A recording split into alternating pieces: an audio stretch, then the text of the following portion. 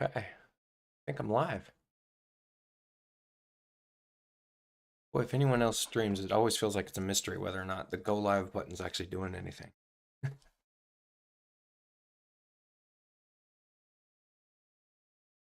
Yeah, looks like I'm live. Cool. Uh, this is just casual. I didn't expect to do this, but it felt like working this morning. The 4th of July, and working on adding some details that come from come from the community of people that buy my templates. And so they details get put into a queue to conform to my standards for a system that makes it so you can make cross sections very, very easily. And the queue, there's a short queue and a long queue. The short queue is when someone takes the time to actually try to make the detail up to my standard, that's a very nice thing. It makes it much easier for me to conform it and get it put into place. So the way this system works is just open up a layout. Excuse me. Is these details are drawn so that they can stack like this to create one big cross section so that you can just select a section if you wanted to. Well, this would be an easy representation of this. We could just select these two sections, slide them down. Okay. So that would be an example of this, but very easy to select one of these and then trade it out for something else. So for instance, that would be an intermediate wall. This would be a floor in between, that kind of thing. Trade this section out or copy paste this, slide it up, and trade this middle section out for some kind of intermediate wall. All right, so very easy to just build out sections this way. They're drawn in a specific way. That part's what I'm working on right now. So I got sent a detail.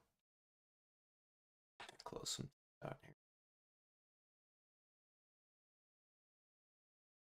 Trying to conform that detail. But purpose of me going live was that in case anybody wanted to, they can come in here and chat and ask me questions, and I'll just do little sidebars and show you guys things if you want to see some methods of approach, stuff like that. So one of the things I've got going on here is when I turn the line weights on, it basically makes this flashing profile that they've drawn disappear, right? So I want these things to be very, very legible. This upper section is just to make sure that things align in terms of it being a stackable detail. And then just also want to make sure that I've got correct line weights, all that stuff. So right now, this is just being used to align this section. Next part is I just need to fatten up this or change the line weight of this so we can really see this. Now, maybe that flashing is a little bit more legible. You got to make it exaggerated. This is kind of why I'm never really draw details to scale. Because oftentimes if you draw details to scale, you just can't see the way flashing overlaps. And you'll see some of the best detail out there on the net are coming from people that kind of take on this same methodology. And then it's difficult to draw with line weights turned on. For me, anyways, I find it difficult to see. So I just want to make sure that this flashing has got some kind of a uniform look. And then this dashed line represents like a building wrap. So the dashing has got to be pulled inside of that flashing so that we see it. There we go. That's our exaggerated look. And then of course that covers up some kind of flashing that was here as well.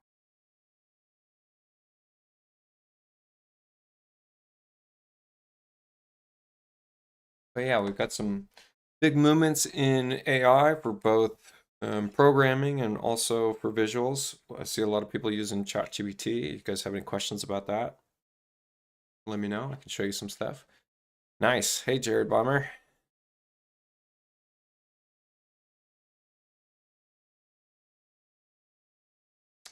You working today, Jared?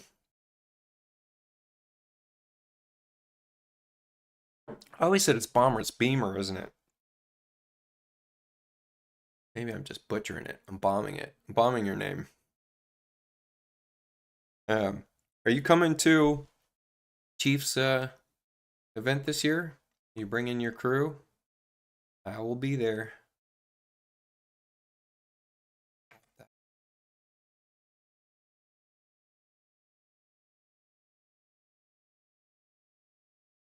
Funny. I'll bust it up.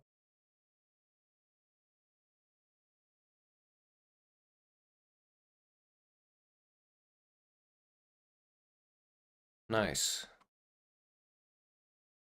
Yeah, I'm looking forward to it this year. I think this year for the Advanced 2 class. I think for the Advanced 2 class, we're gonna be learning this year, I think. Usually we use it as an opportunity to be like having a powwow about what we want and what we're lobbying for. Wait, like here's one of the things I'm lobbying for big time. I want it so that if I cross this polyline that it cuts, just like roof planes. Because otherwise, what's the point of this? This is so dumb, you know? Been begging for this for a while. It would make such a huge difference to me if we can get rid of this effect. Just cross itself and have it cut the excess, just like the roof planes would be a huge help.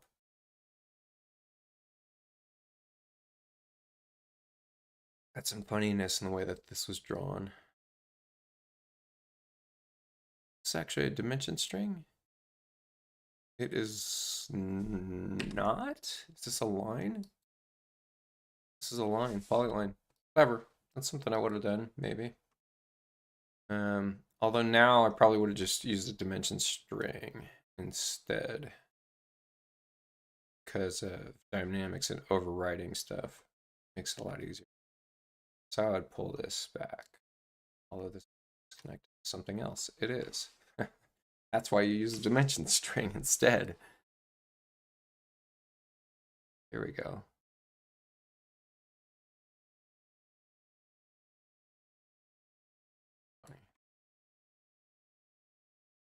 That camera guy. Been waiting for this one. What, just drawing details? When I draw details, I typically do them on a weekend. I don't like to rush with them at all, actually.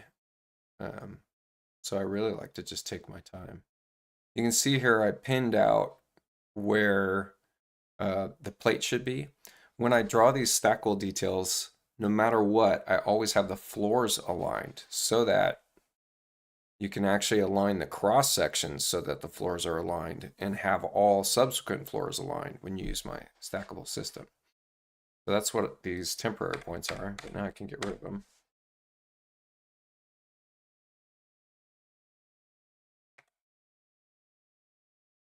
Rid of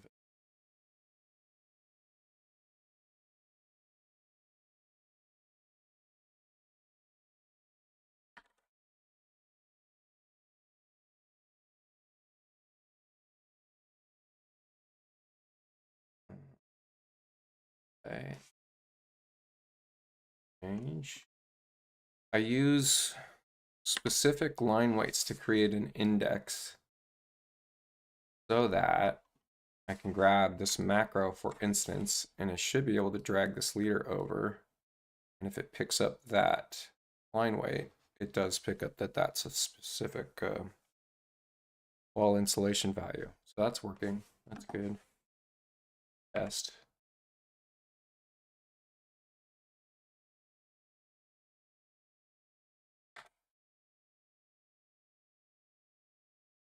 And then we've got to do a proper section line, which looks like this was the start of a section line. And then I love this tool, this guy right here. Hide selected edge, makes it so we can kind of get a stylistic break. This is a style that I do quite often.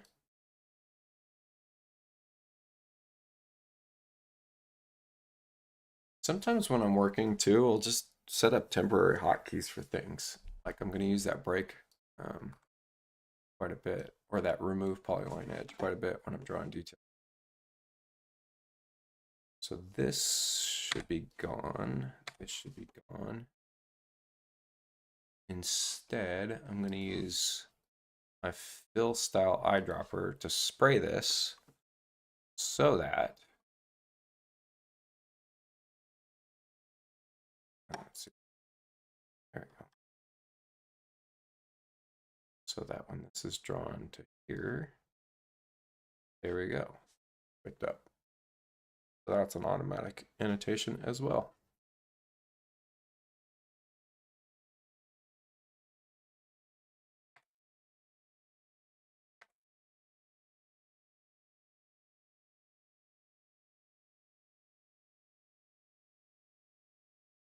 Okay, in there.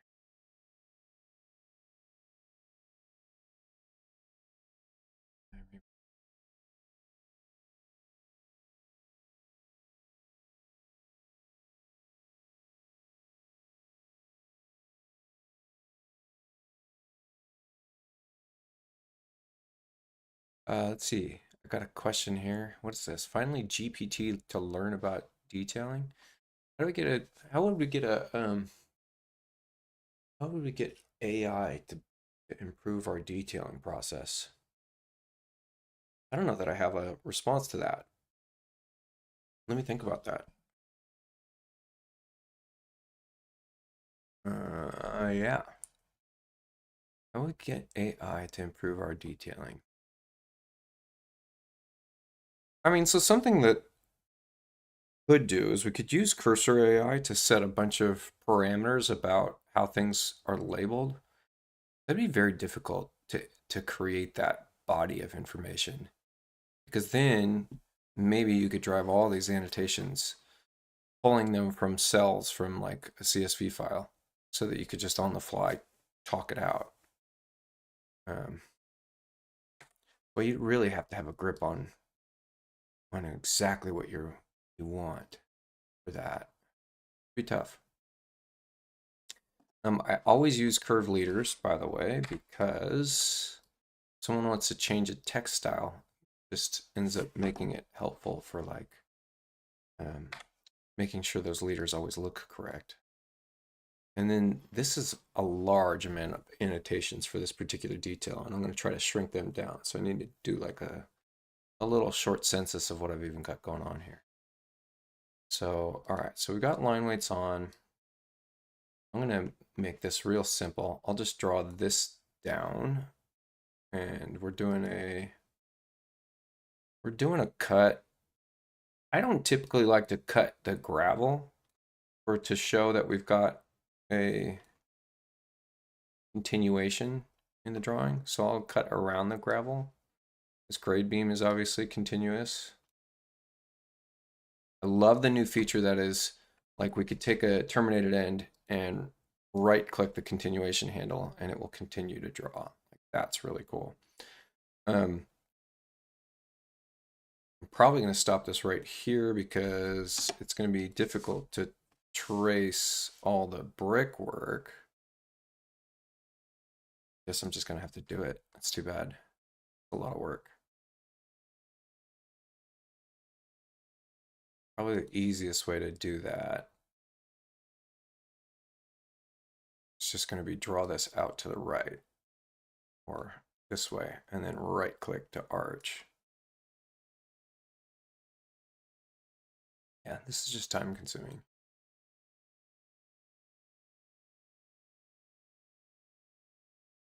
What's the technical term for this? Jared, do you know what that is when we've got a thicker line weight that denotes that there's a continuation in that aspect of the detail, meaning that we're cutting through it? Should know that. If I ever want to become a teacher, I think I do. Opposed to just a trainer. Teacher, you got to be even more specific. I try to be as specific as possible.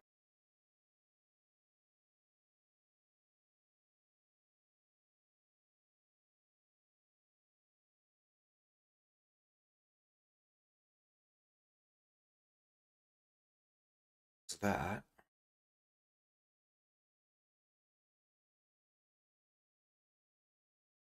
This little air gap section's kind of interesting.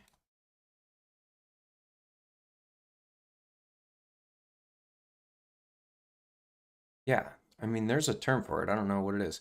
Boy, this is weird. I don't know why this keeps popping up. These temporary points keep popping up. That's just some weird X17 stuff I gotta report.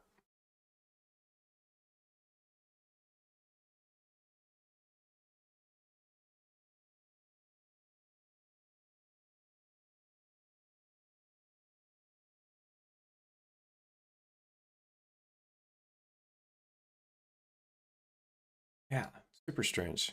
Temp points keep popping up. All right, so that's one continuous line. We take this one, disconnect.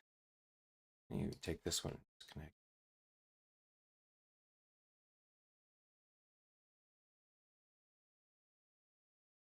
There we go. That's starting to look nice and clean. Yeah, these are weird. Why are these popping up?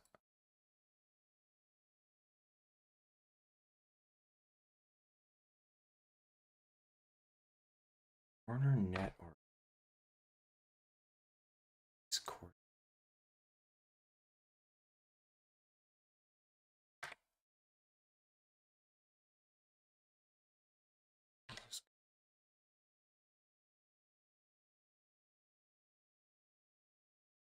Here.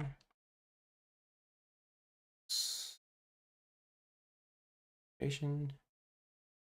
Shrink it a little bit.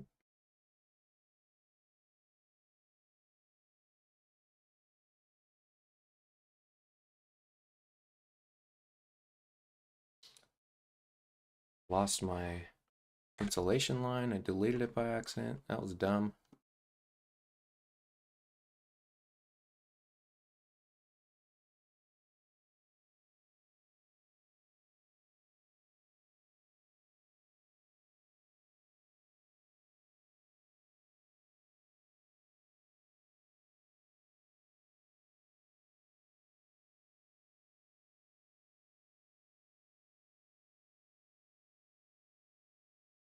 Sometimes when we see stuff like this, I don't actually need to like have an arrow for this. It's very it's self-explanatory. Which means we can tuck it up in places where you wouldn't otherwise tuck it because you'd have to, find some way to throw a leader in here. But this is it's just very self-explanatory. It doesn't need anything else. I mean, you can even draw the earth back down around it.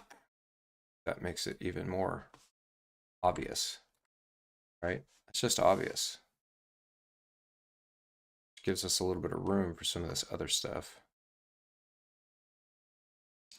R5 insulation, 12 inches height, continuous at perimeter, closed cell. So, like the closed cell designation, I really do feel like oftentimes when people are doing details, they're doing a detail that's completely contained with its information, meaning it has everything that it needs, but it would be simple to just specify that your insulation is R5 closed cell so that you don't have to put that information in here, because it could be that this is now redundant or conflicting information when you do something like this. So I would, just ditch the closed cell. And I would say R5, you don't need to put insulation. You can put R5 12-inch continuous. The R5. Yes.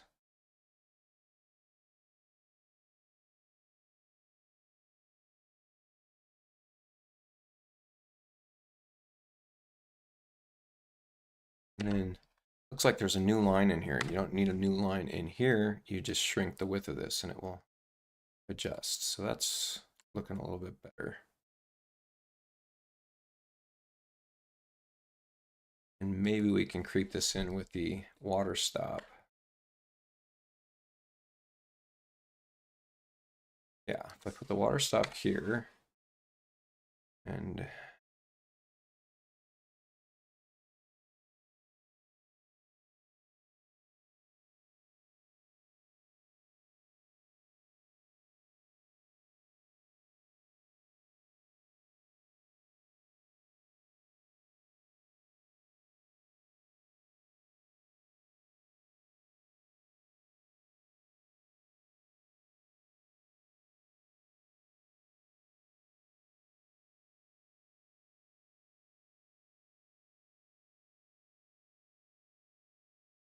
I don't know, is that legible enough?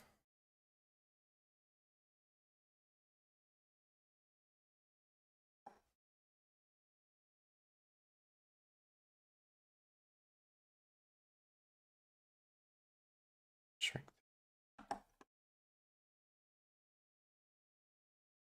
Let's see, Daniel Blair. I've noticed the points popping up also in X17. It happens to me all the time. I told one of the tech support guys. Okay. I think it should be elevated seeing it happen to you also. Yeah, that was really strange. I don't know why that was happening. And it definitely has something to do with the polyline stuff. All right, 3/16 weeps at 33 inch on center.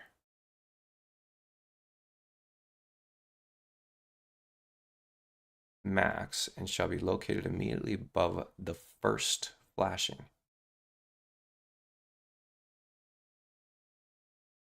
Boy, this is verbose.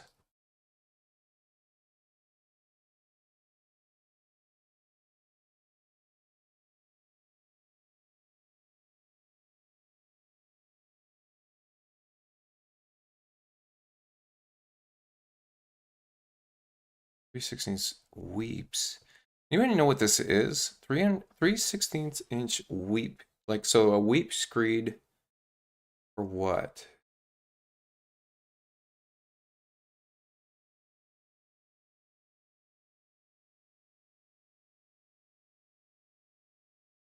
Weep screed immediately above the first flashing course.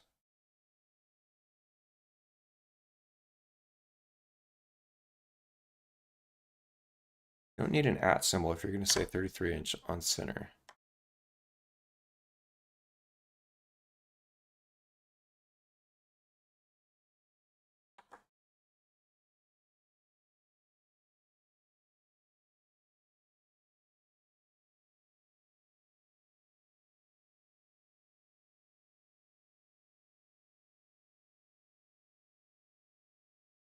I don't love the way that's written.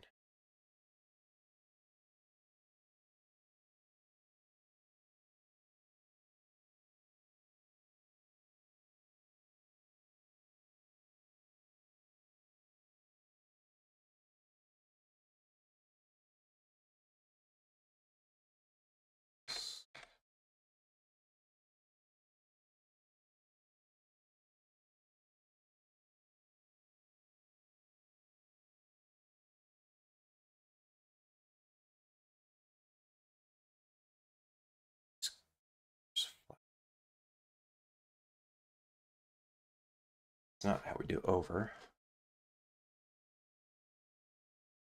See this original drawing here. Yeah. There. Okay.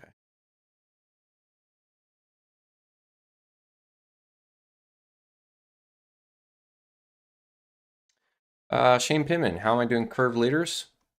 This will be fun for you. Draw out your continuation handle here. So this top diamond, the diamond handle, you'll see the mouse cursor too, right? It's an arrow. Draw that out. Let go. Right click.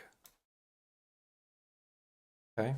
That's an alternate draw mode. So, or you could draw that out and left click with the Alt button.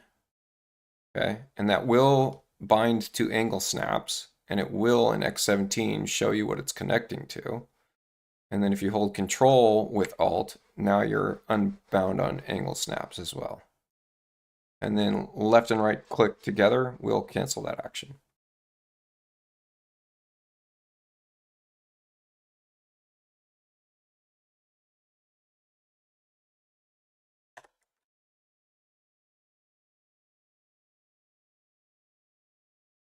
And I think in my system here,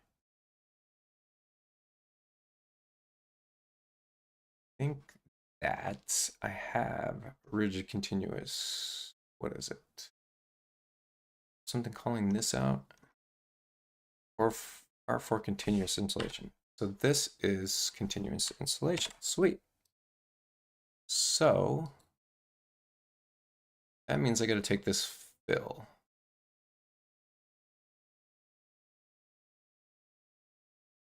If I use this fill instead of the fill that they were using, should be able to, it should be indexed.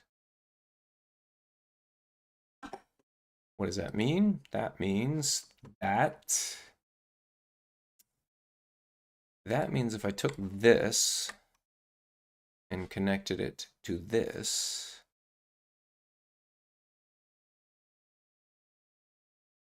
thought that should have done something, but I guess not. It is. Oh. Heck. I guess not. Let's see.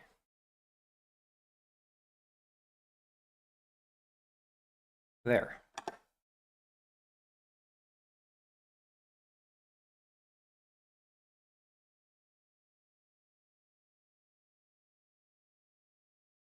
There shows that stupid thing again. Really should be.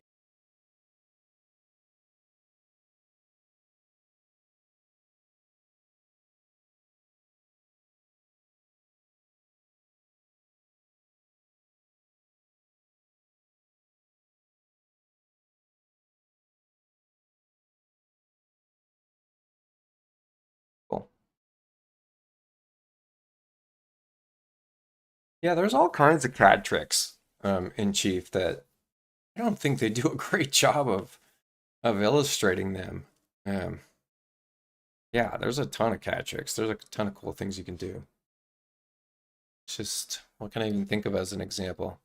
You can always select this and choose the fence tool to get this, and then you can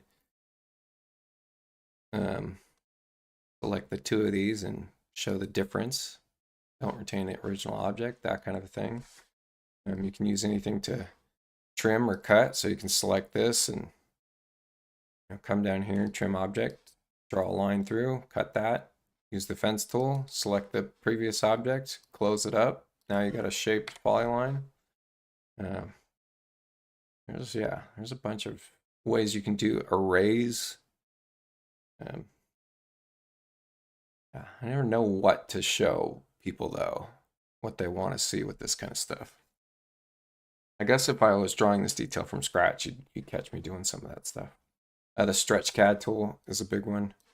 Just being able to take this and expand by some specific amount. I mean, that's a pretty powerful tool.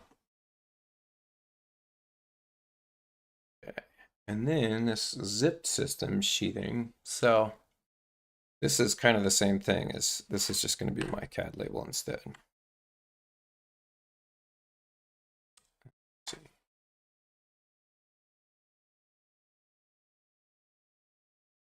Add label. So the way this label system works is I create an index of annotations that are based on fill style angles. And then from that index, those annotations are driven from a schedule based on whether something is in the #1 schedule slot or not. And that will drive how this annotates. So all I have to do then is use this custom fill, and you can see there that it's picking up that this is 3/8 inch one structural panel. And then if I switch to here and I go find, my sheathing, which is all color coordinated. If you're looking at this and we're looking at the sheathing, there it is that light blue. So I should come down here and see wall sheathing. Here we go. And I can drop this up, sheathing per S sheets. And then when we come back to my detail that I'm working on, it's been updated. So it's just a really, really fast system for annotating on the fly. It's pretty nice. Metal tie is hot, so we'll drag this one over here. Oops.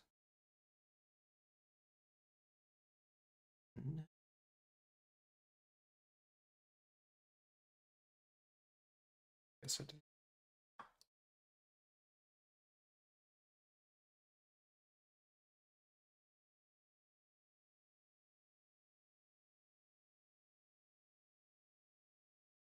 Actually, don't need to show this. This is always going to be on the detail from the wall above. It's not necessary.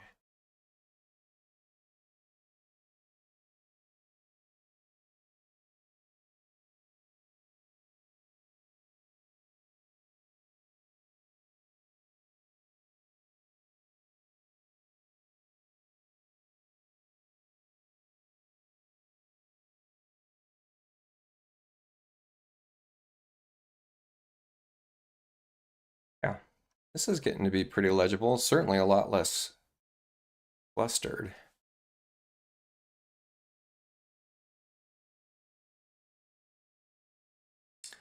Let's see, how does my anchor bolt thing work? So these are my index fills. So you can always test them.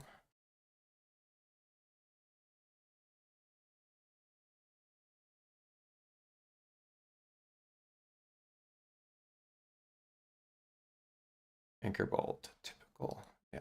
Okay.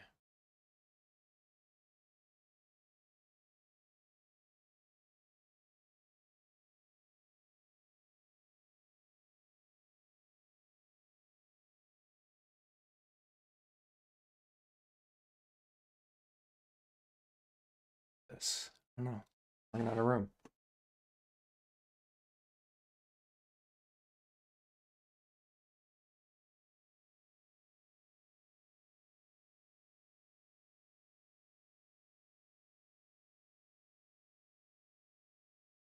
This seems redundant. What is this?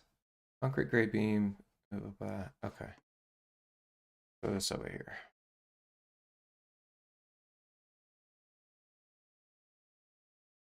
Details are an art, man. They really are.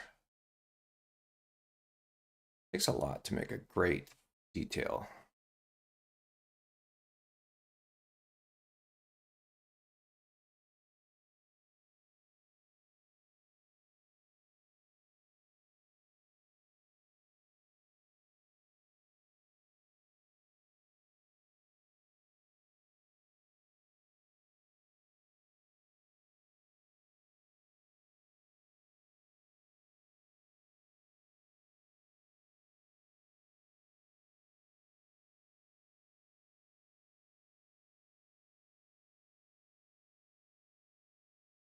Why wouldn't they just put this in here?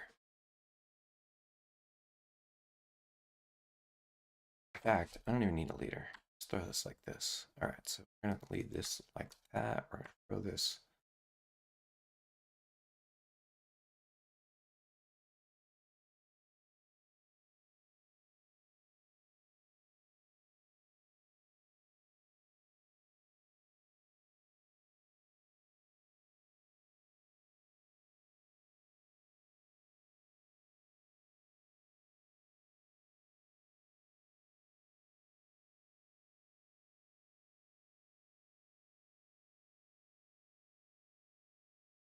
What happened here?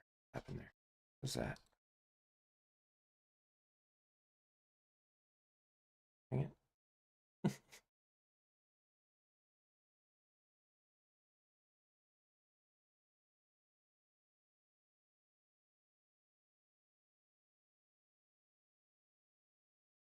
I'll leave this nice lot of space because sometimes the anchor bolt callout's big and long. Yeah, this is looking pretty good actually. So let's see what happens when, let's test this.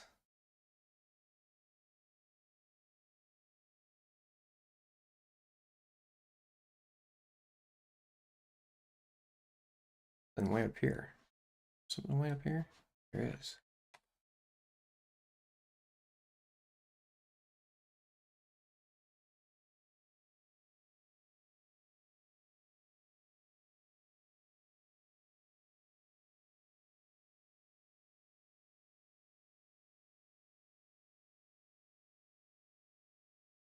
What do we call this detail? What is this? This is standard 2-pour foundation. Okay.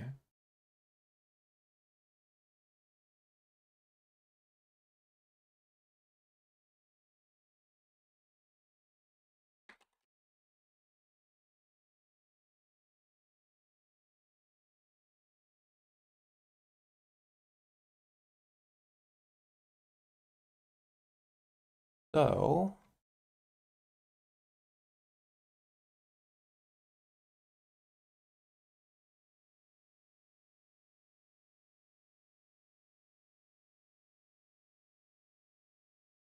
oops. So if I trade this out,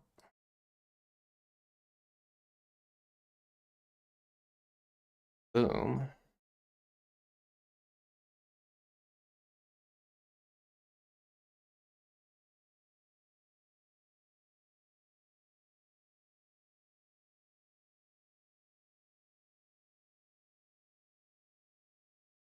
I just wanted to be a little bit taller.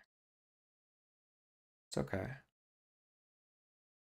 see if I copy paste this, paste hold position, relink this, and get a brick overlay.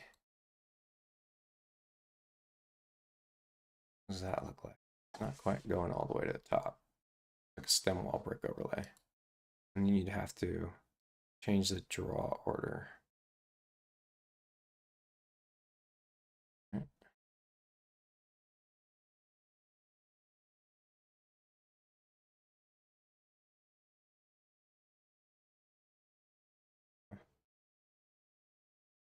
Oh, and that's my brick, which I need to conform.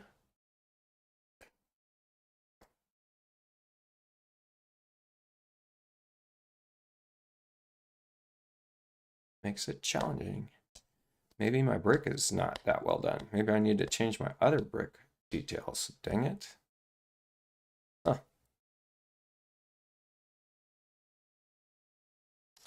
Let's see. That looks like... Is that Scott Wise? Scene Sense? Scenes Sense? Alright, I've just been hired to help organize an architect's passive house detail into a library. Since they're not on your templates, what would your tip be to help organize them in X16? Man, I would push them to move to X17 because we've got subfolders in Project Browser. I would be very bullheaded about it if I were you. Just like, and maybe even make a video to illustrate why they would want to do that.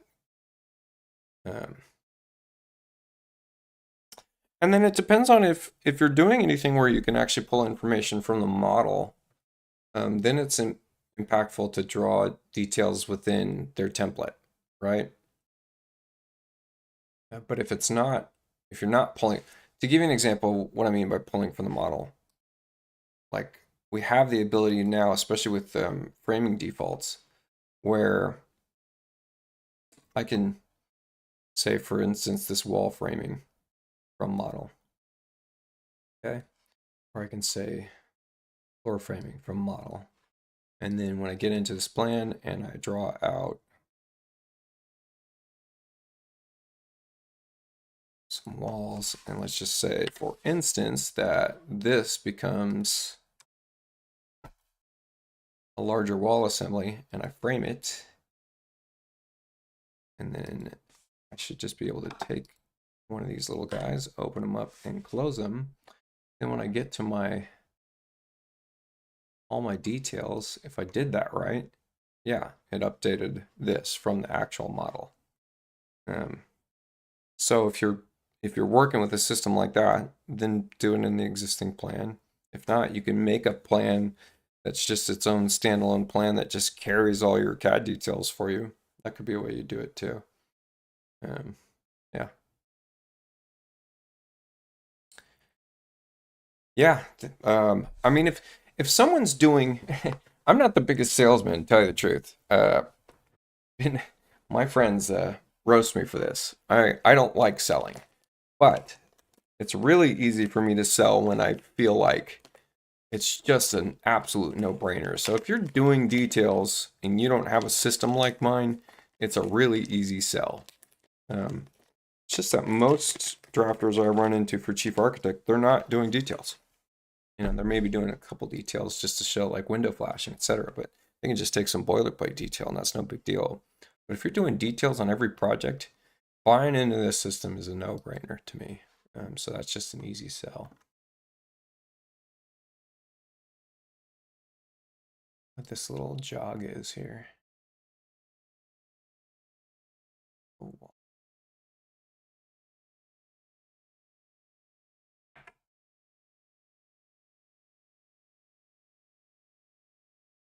That all lined up. Yeah, now it makes me want to conform this brick deal here. So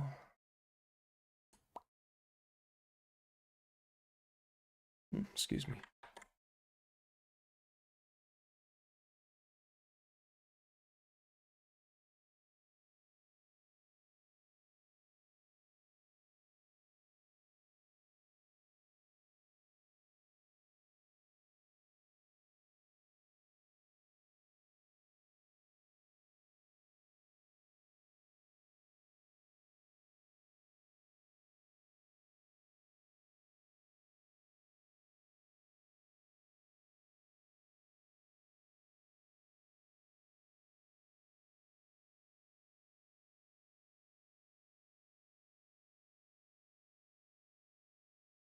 Now this.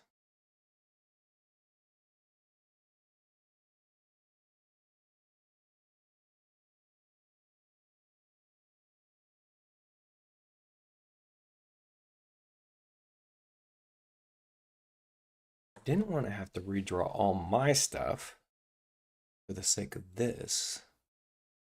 What do you do?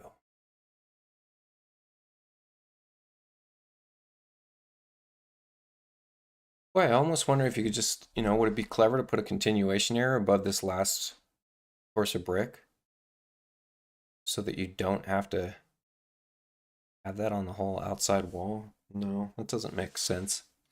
Maybe I should actually build, no, I like the brick overlay method. I think I can still do that. Yeah, let me figure that out.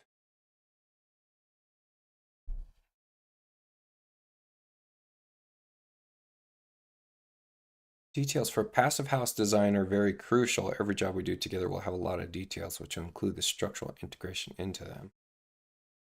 And so, like, what are you doing for a passive house? Drop a Dropbox link if you've got an example of a detail. Curious to see it.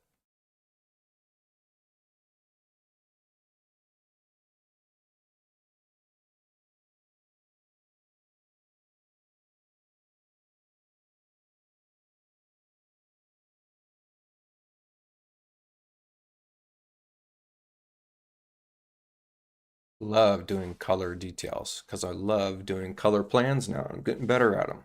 I'm getting them to look the way that I want them to look. It's a big deal.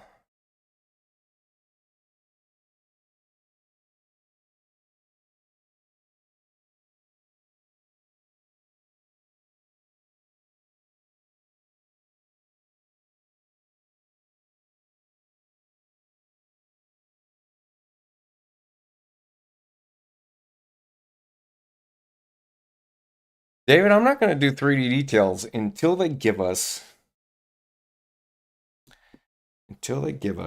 layer-based fill styles. I'm not even going to bother because once they give us those, it'll be really easy to draw them. And it will integrate into my existing system and it will look how it should look. Like if we go look at 3D details, like here's the full thought is you get the gist, pull a 3D view, throw a section cut through it. Just do this real quick. All right, so we're pulling a 3D view. You get to pull a cut through it, right? And then with that cut, we've got poche fill, right? And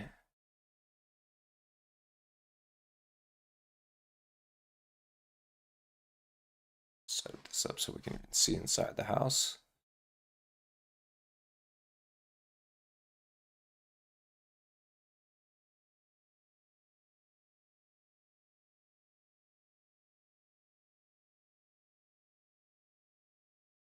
There you go.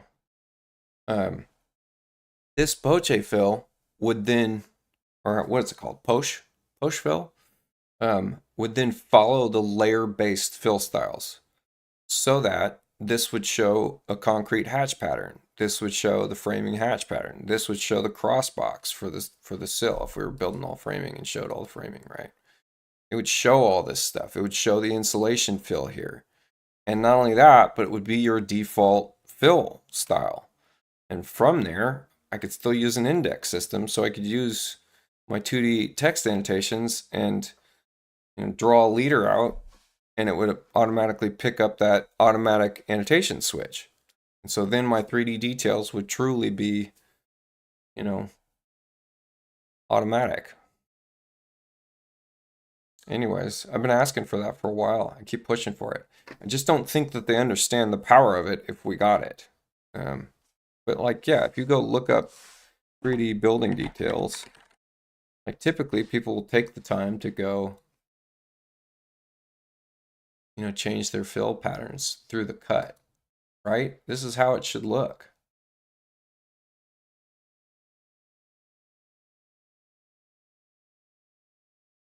That, and it would be great if they gave us, like, I guess not a layer cut tool, but just some kind of tool to cut through. But yeah, this is exactly how it should look right here to me. This would make all the difference as if this was just automatic, this fill cut. So I'm going there in August. I'm going to push for that big time. I'm going to push for that. I'm going to push for finally getting schedules into layout. What else is my big one? I'm going to push really, really hard to get totals name value pairs reporting. So like coming from a schedule, getting a totals row that actually reports to something that you could use elsewhere. Poche, Cody Star, Poche.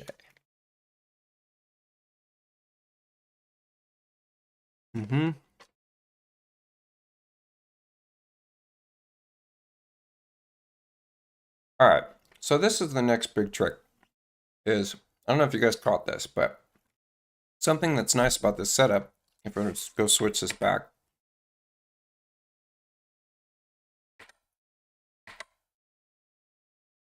I can undo enough times.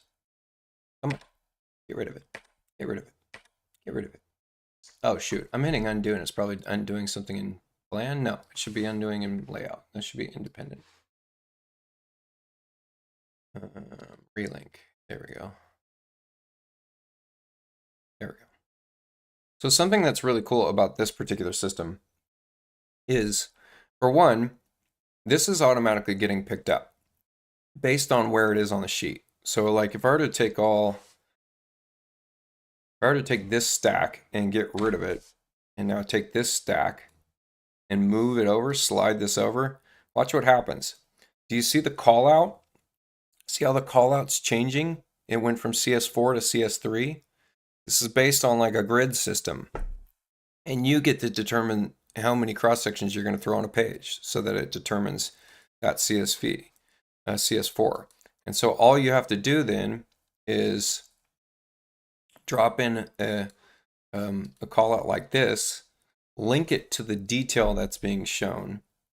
So in this case, it's typical wall is being shown. So if I link this to the stackable details, open selected view on apply, no.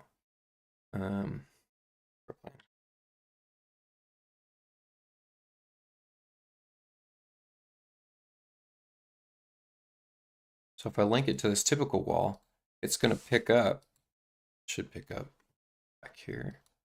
It's going to pick up this CS4 automatically. Here we go. So I never had to type that, which means I didn't have the potential error. That's like the big selling point for me.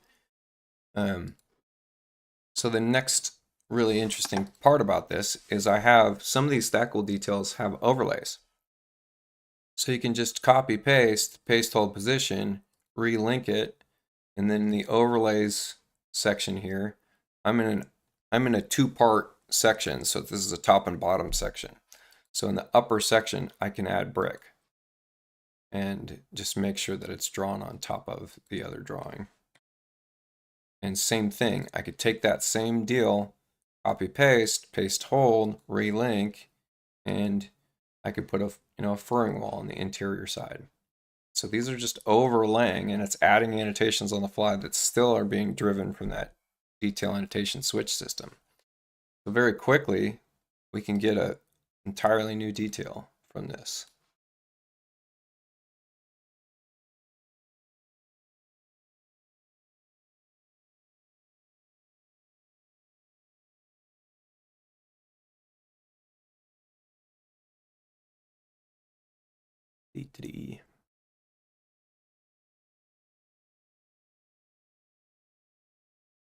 How fast that is.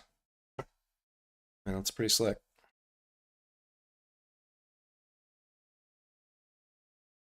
Thanks, camera guy. Dude, have fun at the beach. I actually just got a inflatable stand-up paddleboard delivered. I just saw the notification. So I have 3 of them now, which means I can take my sisters out to the Alameda Channel that goes into the San Francisco Bay.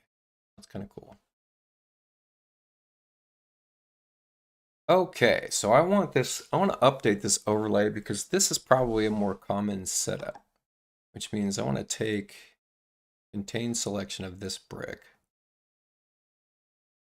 Bam, like that. And then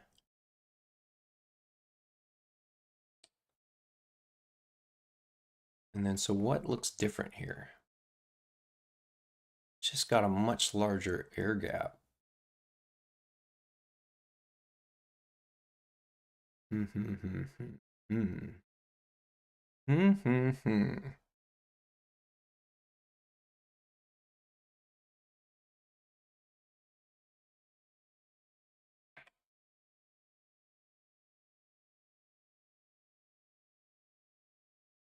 How do I do this?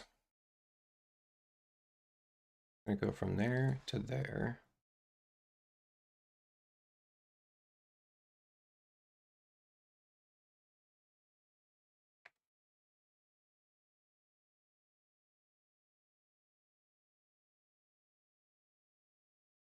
What's the spacing? 7-inch, and then what? 1 and 5/16 now.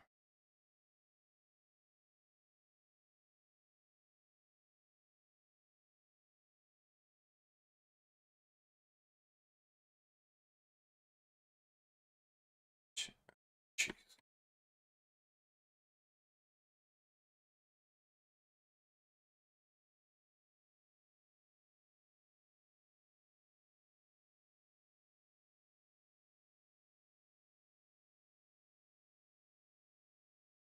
Okay.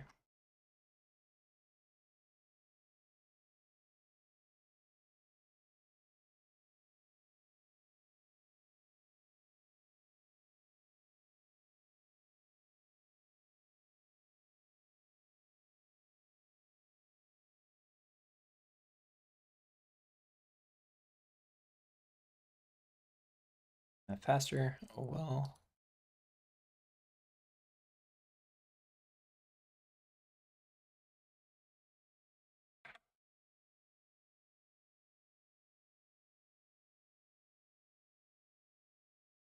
So now, what does that look like? That looks like that. I'm okay with that. Okay with that. I need a blank fill in here.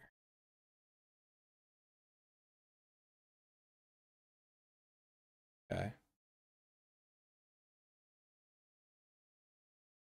Any of you guys in the Facebook group, users of Chief Architect? We have had that group just blow up, and it's all on people messing around with ChatGPT renderings. And we're seeing some really cool results. It's gonna make rendering gigs for me just disappear.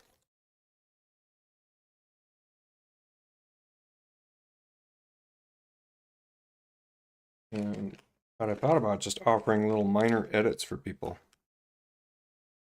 and just make them super cheap, $30 or something.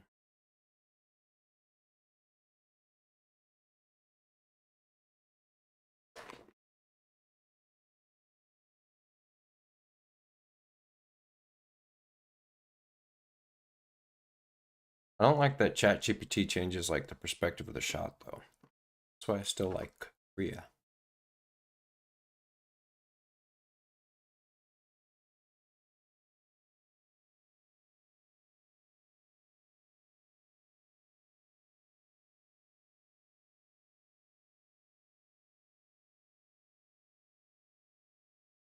Okay, so trick question. How do we give this the bold outline it needs fast, easily, efficiently? I think I have the answer actually. I'm going to do a intersected selection like this. Let's draw this over some exact amount, 40 inches. And let's union it. That's interesting. So there's some of these aren't lined up. Or, huh. Kind of funny.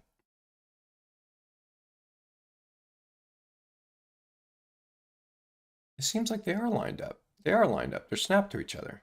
Why did that not work? It's weird. That's strange.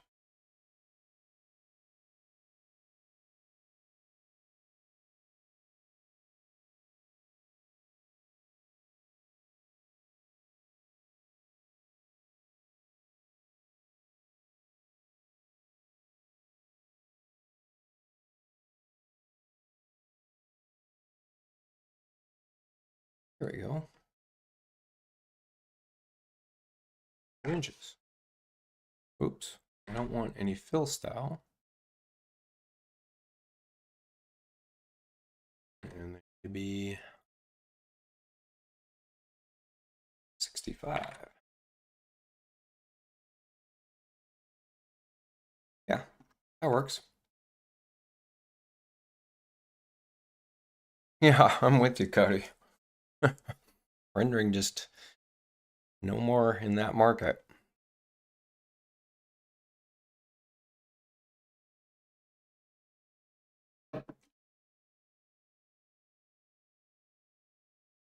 Yeah, I guess I could have changed the lightweight for all, but then we would have seen.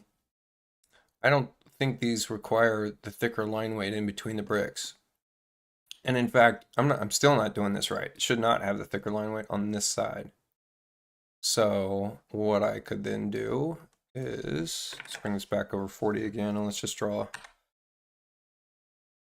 basically a line through this, move it over a 16th, and then use it to trim, or move it over more than that, right?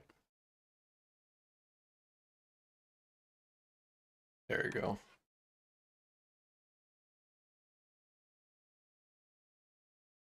That's better.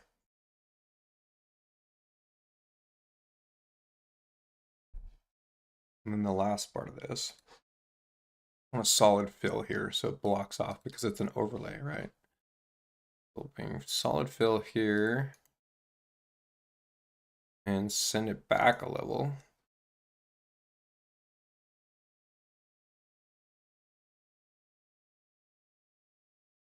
I don't know why that's not doing its thing. Why is that not far enough? Oh. There we go. Nope, go back. Go back. All the way back. Okay. And farther back.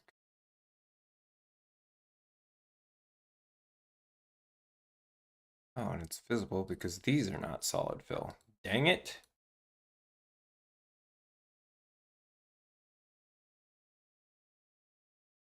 How did I get this selection? No.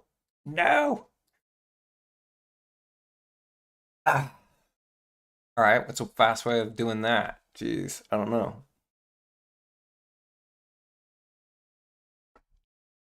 I guess I could just do this.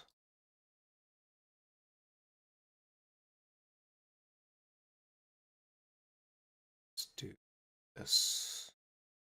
Make this solid fill.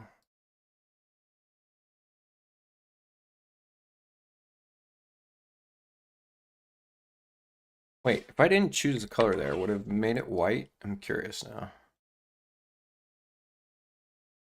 Change this all to solid, but it says no change in the color. Does that make those all white? No, it makes them all black. Okay. Whatever.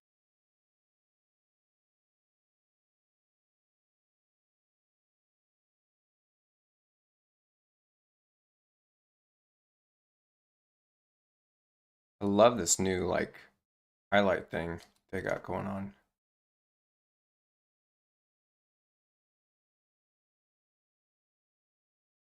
There we go. That should look like $1 million. Except for because this is sent all the way back, it doesn't show up. Oops.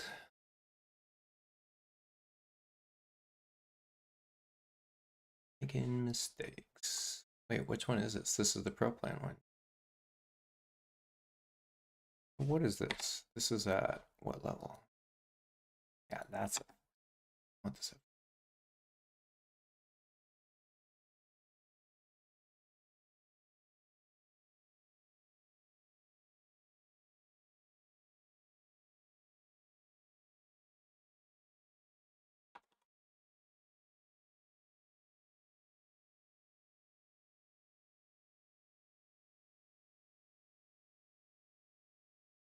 Still not drawing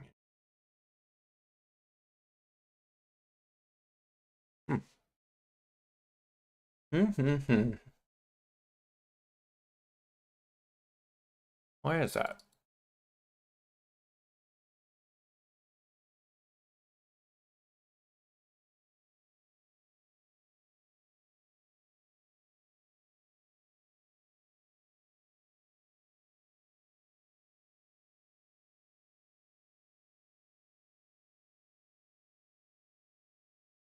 Yeah, ChatGPT definitely changes the materials, but once people start to learn like Photoshop, it's just gonna go away, I think. Brick upper. Delete. Do you happen to know why I cannot get line weights to show up thicker? I can select the lines and increase the weight, and it looks the same no matter what. Thank you for any feedback. Go into your file menu, print, drawing sheet setup, and then take a look at what your line weight is here. Now, standard out of the box is going to be 1/100 millimeters. Okay, so line weight of 1 equals 1/100 millimeters. It's just that I changed mine to 150, and I've never changed it back. And I actually prefer it at this size. It just makes it not as scalable for all my users, unfortunately. So at 1/100, if you want a really thick line weight, you're going to be at a line weight of 100. Now, line weight's usually driven by the layer that it's on. So I wouldn't suggest overriding a line weight unless you're not driving things by the layer that they are on. And so my thicker line weight here is 65, whereas the other line weights are 25. The equivalent of that for at 1/100, just show you what this looks like. If I change this to 1/100, we're going to see all these line weights get thicker. See that? So, yeah, if you're not seeing a thickness at, 70, that probably means that you have line weights turned off. Now, I have line weights, display line weights on in my toolbars, so I'm not sure where that is, but I'm guessing that it's in view. Yeah, it's view line weights. So you got to make sure that this is checked on if you actually want to see the difference when you're drawing.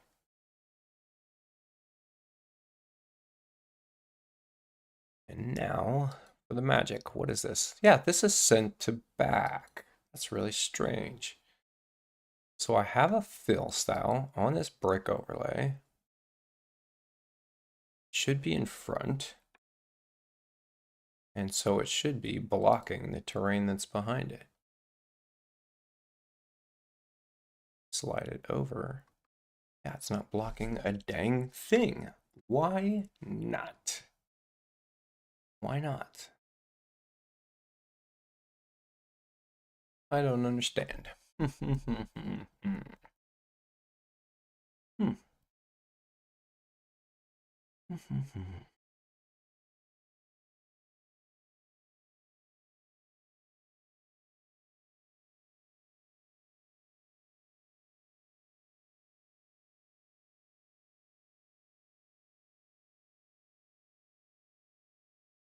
Oh, because I don't have a fill on it. You goon.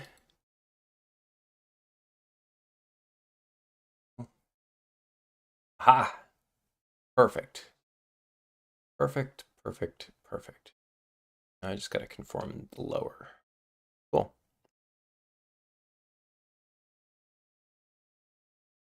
It will kill it eventually. AI rendering improved so much in the last 6 months, it's scary. Yeah, it really has. It really has. Is that the more you iterate on an image, the more it screws it up. I mean, I have a lot of methods for this. Do you guys want to see a little bit of rendering stuff? We can do a little sidebar. Let me think if I've got a project that's already ready to go. Yeah, sure. We'll do this one.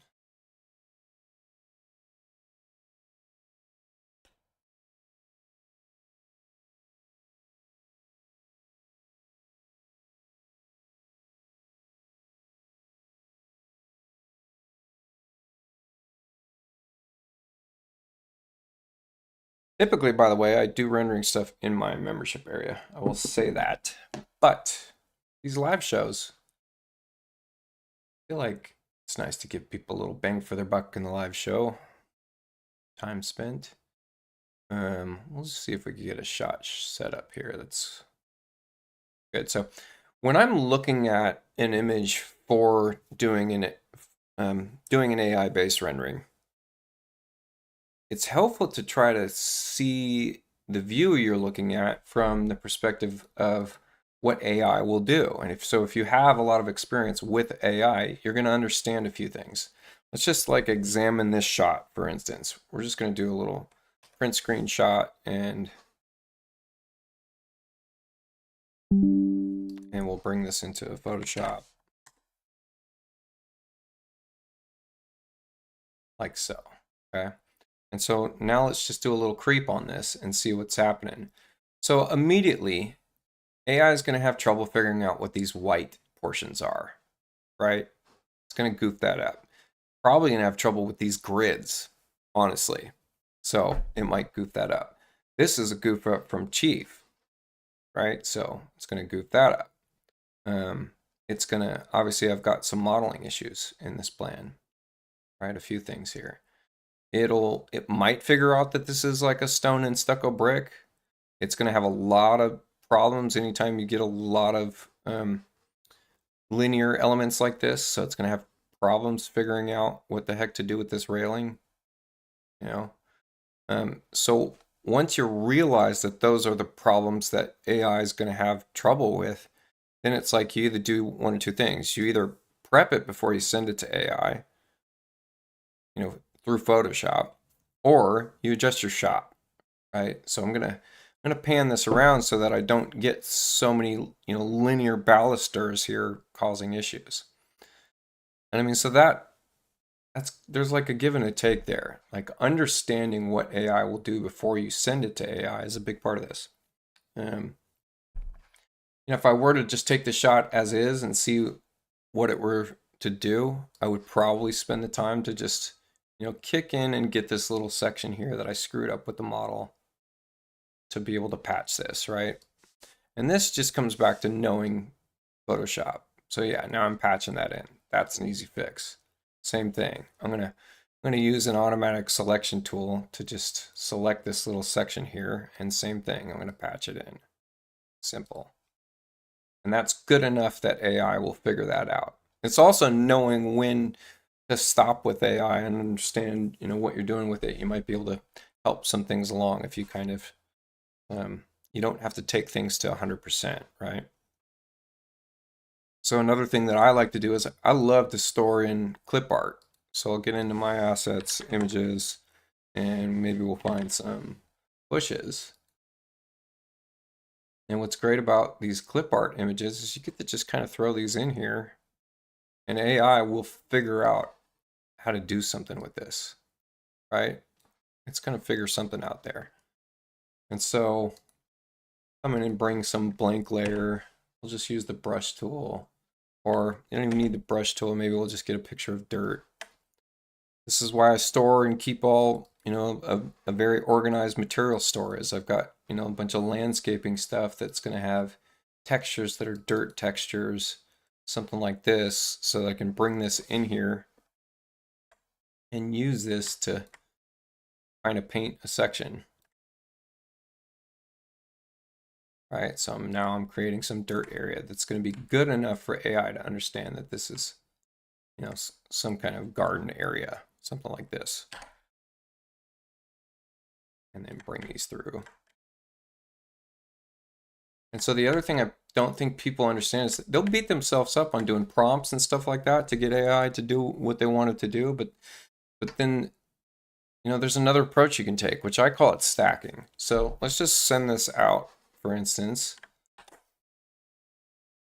Oh, and another thing I might just throw in, let's just throw in a tree real quick just to show this how this works. Is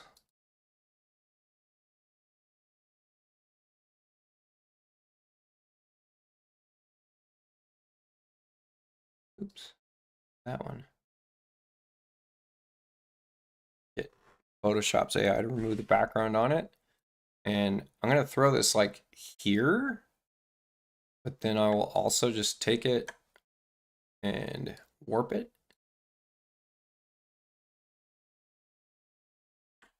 To do this whole kind of thing.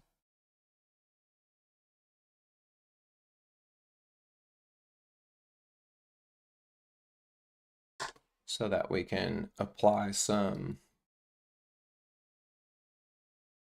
solid to it, like that. Group this whole thing. Take down its opacity, and now we got a shadow. Cool. All right, now let's take this, send it to Creo.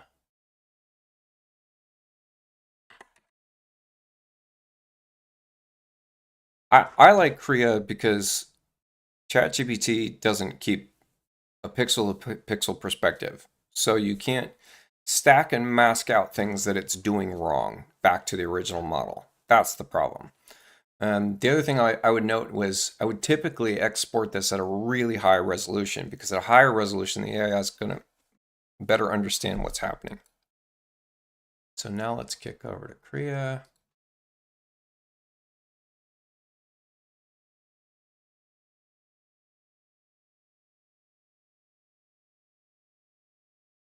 And I like Creo's legacy model. I think it does a really good job with taking renderings and turning them into architectural shots. And so I'll leave resemblance clarity, but I'll kick up AI strength because I know I can mask out something that might get screwed up. And at the same time, we can do a couple versions of this. Maybe kick clarity down, maybe kick resemblance down to see if it does something crazy with the yard that we might be able to steal. Those are all methods I'll use. And so now we're going to get to the point of me stacking, which is I'm going to take whatever this produces, bring it back into Photoshop, make the repairs I need to make, and then send it back to Creo again. And I might do that a couple times. And it's way easier than sitting here doing the prompt battle, where you're just constantly prompting to try to get to something that works for you. Yeah, I mean, so this is picking up that it's, got the bushes, it got the tree here, it got that there's a shadow being cast. It did okay on the siding. It did a pretty decent job at the standing seam. It patched this part in, it figured this part out, no problems there. All in all, pretty good job. Let's do the next version, which was higher AI strength, same resemblance. and less clarity. And so this looks a little bit more painterly, which I don't mind. You know, it clearly screwed up this little parapet wall, but not too bad. And then let's see what happens when we kicked AI way the heck up. And this is what I'm talking about, is it did a really good job with the landscaping. It did some interesting things with the landscaping. And so I'll steal this. And clarity was kicked down again. So we'll take the 2 with the clarity kicked down to just mess around with these real quick. And so we'll come back into downloads. Let's get Photoshop up. Let's get downloads up. And get into my images. What is this?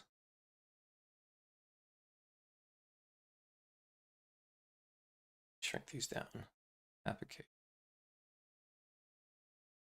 I lost it. I lost where I was.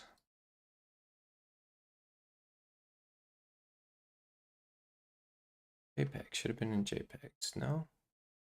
Guess it's in PNG. It is PNG, huh? Must be losing my mind. Where did those downloads go? Huh. Is that one of them? Nope. Oh, that's it.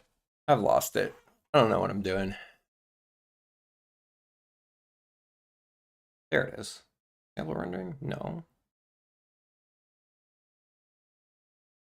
There they are. Wow, weird. All right, drop this in. This is what I mean by pixel to pixel, is it's exactly in the same pixel position.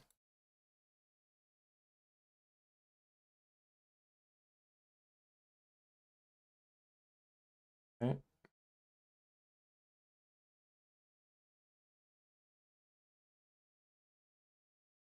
All right, so we bring that up the stack. Said I liked this yard, right? So it would be simple to use the object selection tool. It's going to pick up the house well enough anyways. And we'll just mask that and invert the mask. Now we have the yard at least.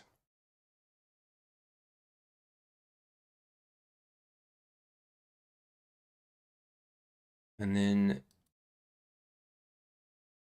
mask this one. And we're just gonna brush this out. Back to the original. So that's the original we just revealed. All right, so now the parapet's not screwed up. Perfect. What else did it screw up? I mean, not a whole lot. This is looking all right. A little bit of goofiness here. So we can max it back out. Notice that we've got, you know, color differentiation, and you can also pick up that, you know, we don't have as much sharpness in our original image. So this would be the opportunity to take this to some kind of camera raw filter, where we can come in here and pick up sharpening. And then we might do some color grading or something else, but there's sharpening up. And then the last thing it needs is a little bit of color balance. The color balance allows us to get that almost the same shade as the new.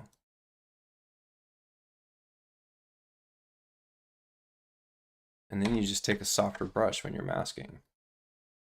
So this is the kind of stuff I do. And I mean, yeah, this has taken a little bit of time, but it's never more than like 30 minutes or something. And that was just to patch a little part right there. And so once I've got this, and this looks pretty decent, this is our opportunity to go send this back out. Especially if you want to do like a sky replacement. So we can stamp this whole thing forward, do a little sky replacement, make it a little bit brighter.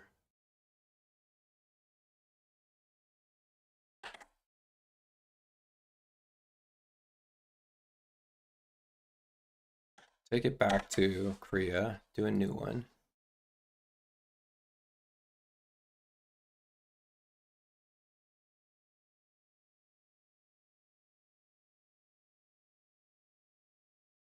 There's a deck post that's off. I'll check it out. I'll kick AI just up a little bit, not too much. We'll leave clarity up this time and see what it does. And then finally, I always will put like a camera raw filter on it and do a few things. And then I have specific camera raw filters built for Kriya specifically for the style that Kriya tends to do.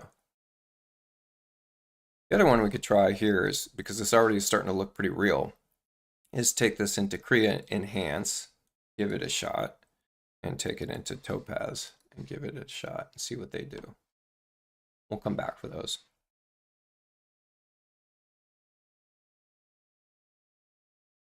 Can you control the random seed in Kriya? I don't know if you can do that or not. I'm not sure. It's a good question.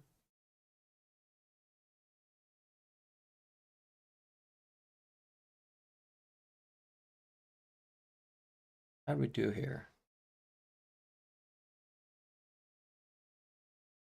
I think it did a better job on those bushes, but we're getting a little far away from what's going on in the windows here and stuff. Yeah, so I might not use this new version. But I mean, this is what I call stacking. I would probably take a few things here. Maybe the roof line looks better. I like this whole concrete bush area at the bottom here. I think that looks better. Here is what? This is Kriya Enhance. I think the windows look better here on this one. And it didn't do much for the bushes. Interesting.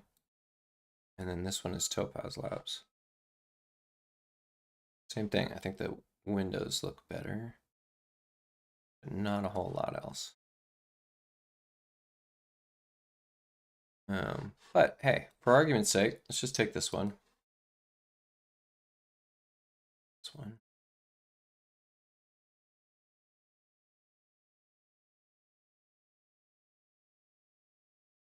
Bring it into Photoshop again. Sweet. And let's do a little filter. So here's my pre-done filters, and I call them detune. Boy, what a change that makes. Because oftentimes I feel like AI puts a lot of black and white contrast at edges to give it, a sense of depth, which I appreciate, so I leave it. But then I usually want to pull the contrast back out of it. Kind of like this. This is literally called Painterly. It's like, hey, y'all, come in here. Maybe we'll kick up the exposure.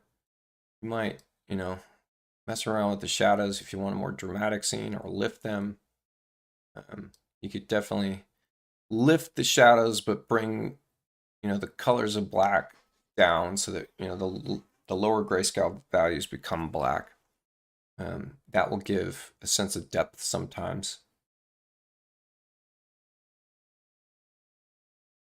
I always mess around with the texture slider, but tend to think that bringing texture down and clarity down will give you more of a photographic look. And then dehaze coupled together with your blacks. Yeah. And so once you're done with this, I always, just as a check, will still send this one more time out to Kriya. Pick the grain up. You can do some targeted curves adjustments. Do some targeted luminance values and saturation levels.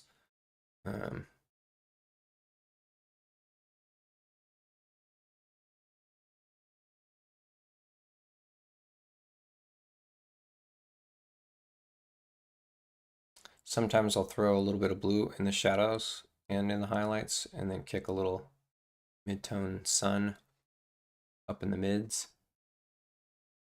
Sharpening up, noise reduction just a little bit, press OK. Let's see what this does in ChatGPT now. And now I wouldn't mind if ChatGPT, brings something new to the table, especially if I can patch out any problems.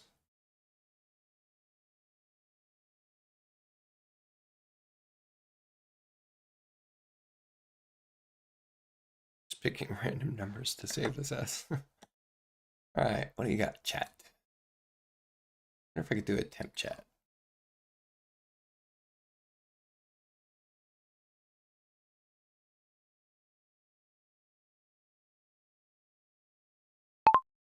Photorealistic depiction of a home on a hillside with colored shingles siding, composition roof, wood sash windows with wood balusters on the rear deck.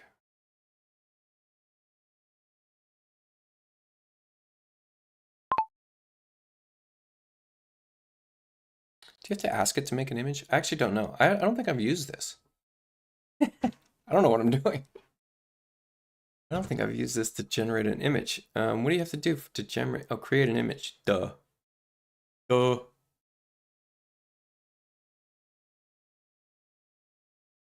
Try that again, you big dummy.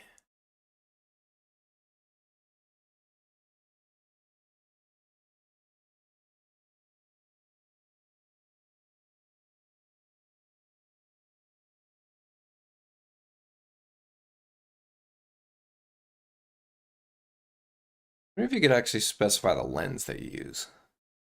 Sometimes that makes a difference.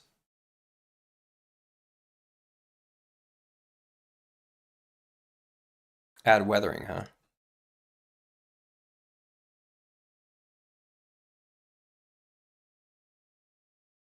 Yeah, I kind of agree, Cody, about that.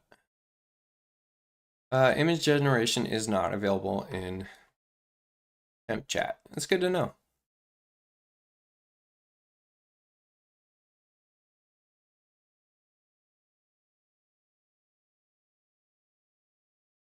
You guys know about that trick? If we go and look at my tabs here, you can see here I've got chat, temp code, temp.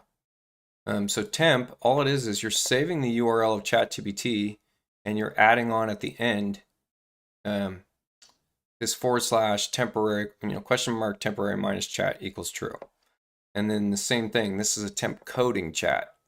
So this is specific to a coding GPT that I have.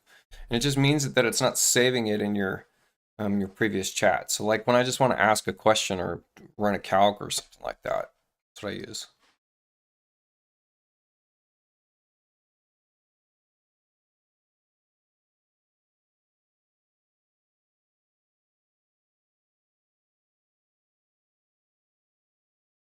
What do you mean it uses ambient occlusion, David?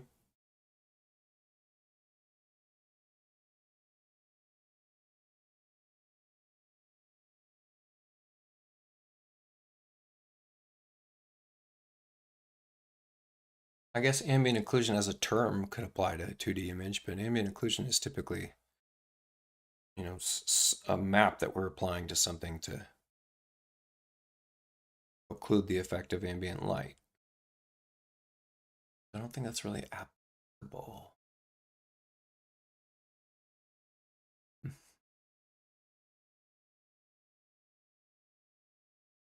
I haven't done this in a while. Interesting that it's just like doing this top-down deal. I think ChatGPT will be a really great service down the line when it figures out to keep your pixel to pixel ratios as well as not cropping the image. Did it change anything? No, it didn't. It looks pretty good.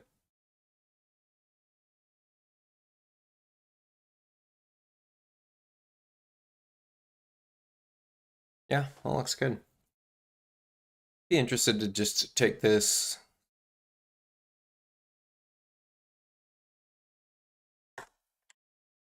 and then do a little crop, generative, expand.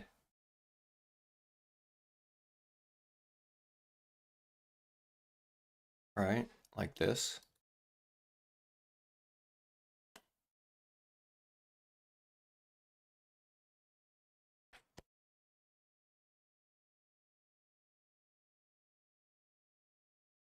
Sweet. I like it. It did mess up something over here in the corner, but not too bad. Oops. Stamp that.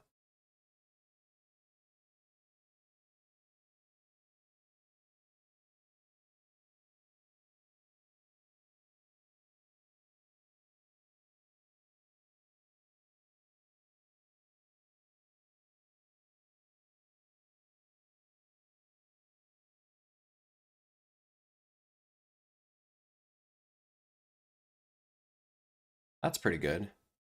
Detune 6.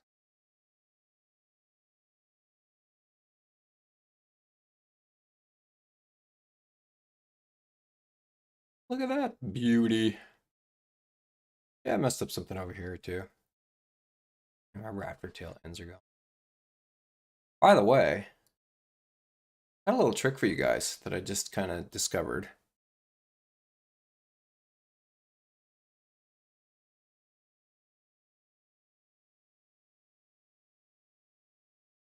See how your darker shaded areas look more shaded? Well, I still wouldn't, I would argue that I wouldn't not call that ambient occlusion. I would just call that they changed the black level or contrast or stuff like that.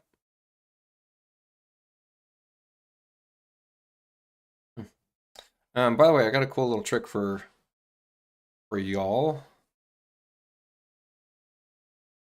So if you use the roof plane tool, like so, turn off your auto build roofs, all that, and you set the pitch of this, do pitch in degrees and do like 0.000 or whatever. It just can't be true zero. So set your pitch to something, you know, close to true zero. And then get into the structure panel. Uncheck soffits, turn off the ceiling, delete the ceiling, no ceiling. No top surfaces, delete, delete, delete. Set this to be an air gap so it just disappears. And then you don't need gable fascia, lookout ridge, nothing, none of this. Okay. And what else? Let's kick this up to like 2x10. And then throw on your, well, make sure you've got no shadow boards or gutters, etc. No frizzle.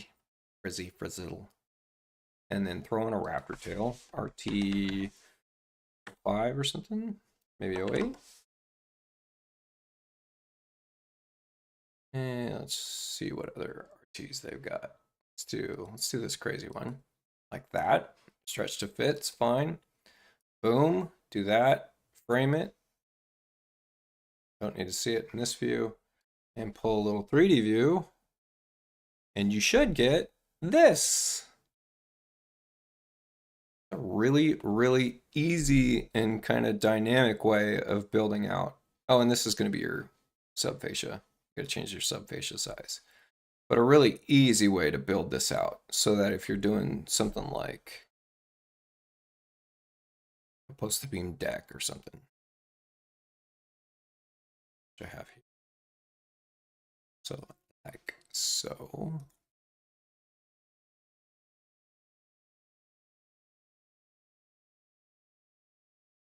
Yeah, ends up doing that whole thing, you know? Simple. Yeah, good pergola hack. What he said.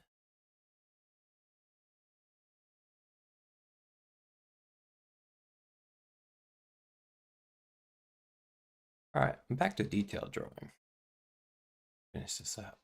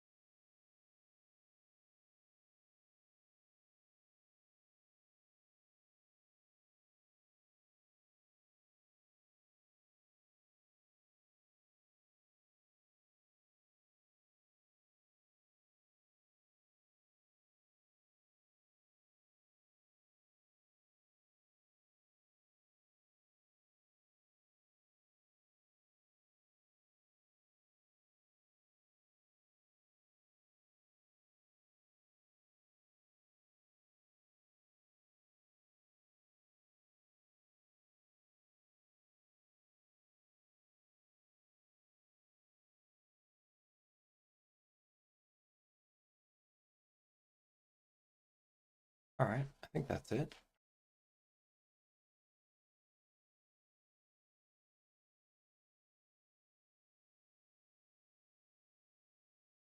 Yeah, there's my overlay. Cool. Now that should line up with the other that I had.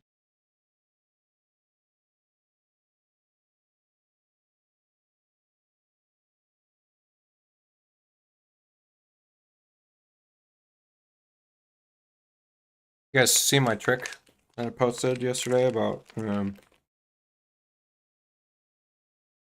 the project information through Cursor AI? Probably didn't. Maybe, maybe not. Check this out. I think this is the coolest thing on the planet. I'm just waiting for new ideas to hit my brain about how else to use this. If you're watching or listening, pay attention for just a second because I need your brain. Please. Is I kick on Cursor AI, and if you're unfamiliar with this, it's an AI that's on your system, so it has access to all the files on your system, which means that it has context, it has memory, it's able to look through your old chats, it's able to see other parts of a system, it's able to even write Python code to bridge its gaps and capabilities just to do a thing that you're asking it to do. So it's a really powerful AI tool. So something that I think is really dang cool is, will one of you give me your company name? And like where you're based out of. Company name, where you're based out of. And I'll wait. Hurry up.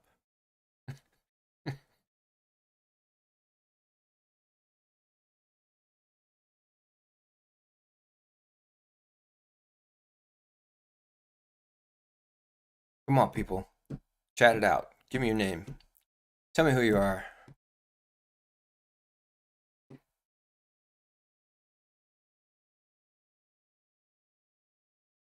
Old Barn Company, Granbury, Texas. Perfect. Thank you, Cody. Okay, so here we go. Let me see if I can get this. I'm hoping this just works right out of the bat. Real quick. I'd like you to change the designer to Old Barn Company, Granbury, Texas, and then change the project engineer to TMK Drafting LLC. That's out of Castle Rock, Colorado. Now, I don't have the exact addresses for these companies. I'm hoping that you can possibly look them up on the web and fill them in.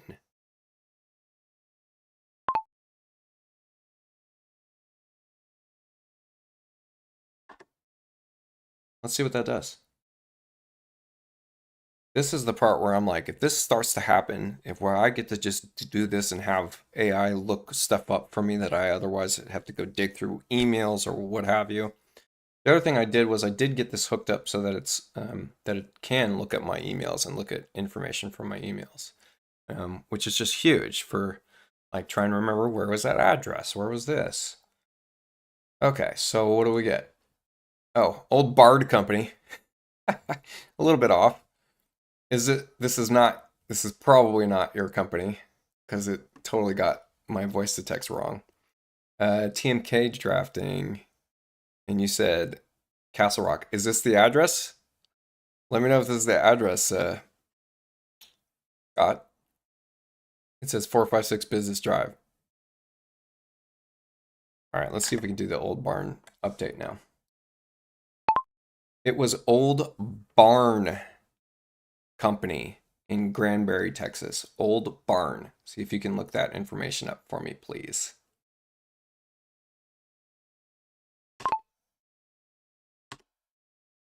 Old Bard is a funny one. Street address is off? Dang it. Dang it. Oh, you can tell it's off because it says 456 Business Drive. Duh. It doesn't see any information about Granbury. Okay. I'd like you to check or the correct address for TMK Drafting LLC as well. Yeah, when we get to a point where this works, that's huge.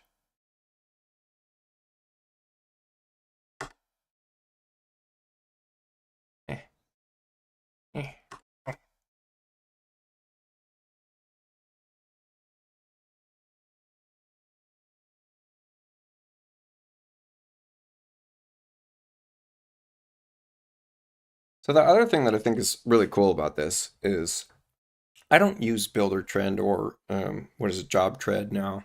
I don't use those, but for the people that do, you should just be able to bridge straight in using this system. You should just be able to go, hey, go look at my output from Job Tread and put it into the project information. I mean, that to me is just so cool. And then also being able to just, I'm coming up with a system now that will just switch spec based on this. And then the next thought is just being able to switch all the detail annotations by like calling out some other configuration.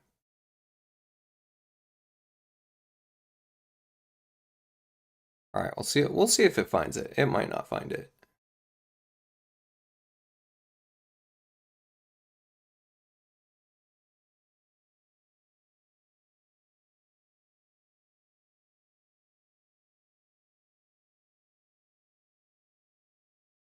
Because it didn't find it in this run.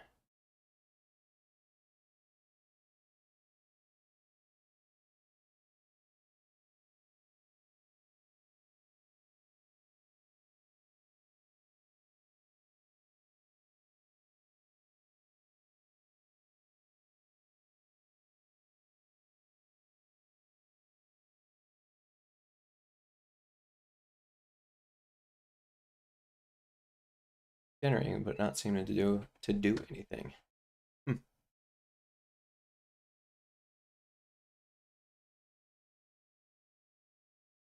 Can it find a contact email? Is yours not info at Old Barn?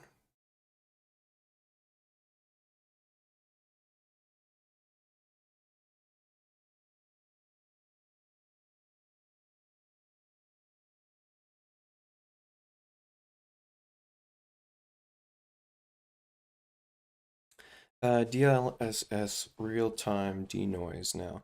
So what does that mean, David? Is that means the denoise is on the PBR side. I mean, excuse me, it's on the graphics card. Because denoise otherwise is coming from the CPU, right? All right, this is not doing anything. Let's go. What's going on here? Hash.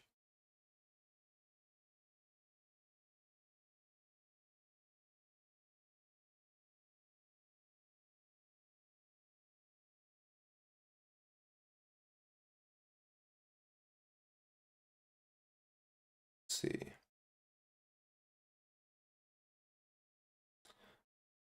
Cody, what is your email address? Maybe it is able to find it from there.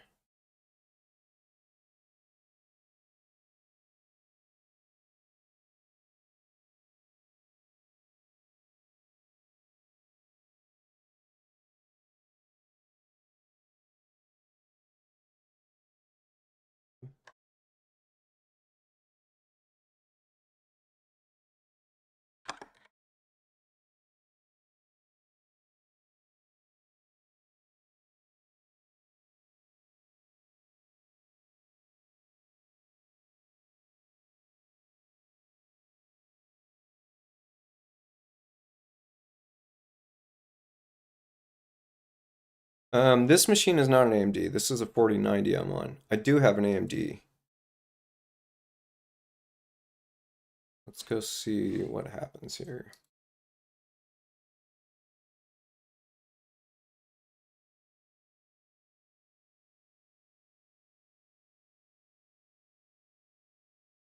Boy, look at that. That did something funny right off the bat. Oh, but that is real time. No kidding. Oh, wow. Wow. That is impressive. Okay, so check this out. I have the LEDs in my new template, the ceiling lights, that is, are actual recessed LEDs. So they do make, and they have like baffles in them. So they do make a um, like an IES profile. That looks terrible.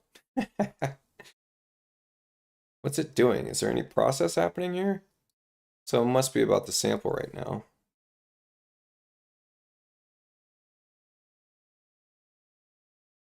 I mean, that's just bad quality right there.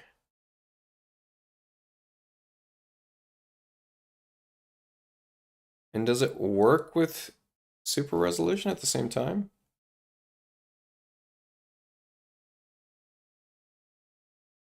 Boy, it's great for the exterior. See if we rebuild the scene from the interior side.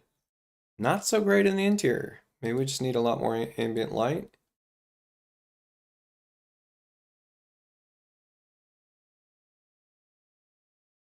Yeah, not impressive on the interior.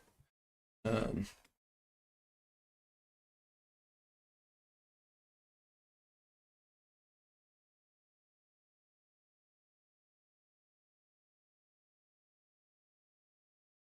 it really does feel like I'm in a video game now. Wait, official X17 feels a little snappier. I like that part.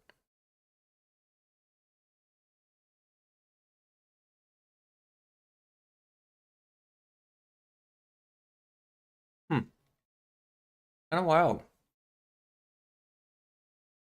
Probably need to kick this up and let's go Hable.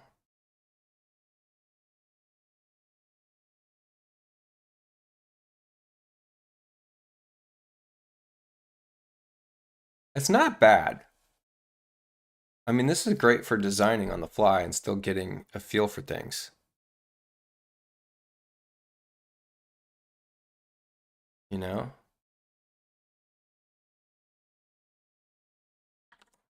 Boy, I love what they did with all this stuff. Except for this part. I don't like this. I want the option of it stretching as opposed to it filling.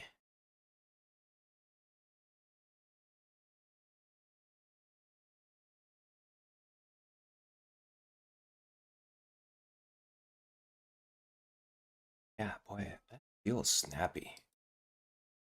Like it.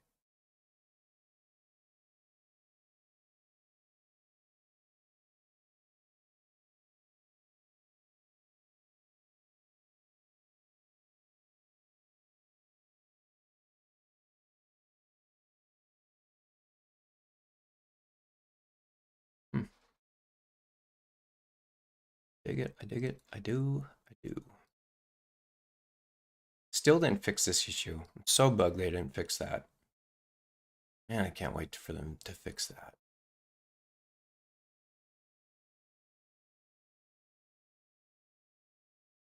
What happened here? I'm hitting. Oh, I got a glitch. Why is the center tool not working? That was weird. Huh.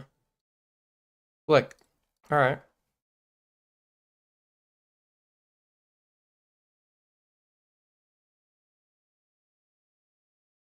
Seem to ignore AMD's super resolution with that DLSS on.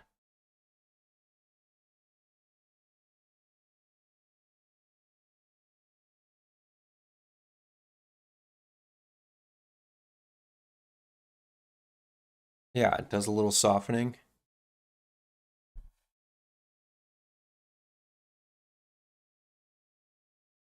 I mean, but you know, if you got your settings dialed in, this is just as fast as can be too. I don't mind this at all. It's just got a little noise while you're moving around versus no noise. Yeah, that's pretty slick. Give it to him. You guys want to see something wild? Watch this. I got a new wall type. It's pretty funny.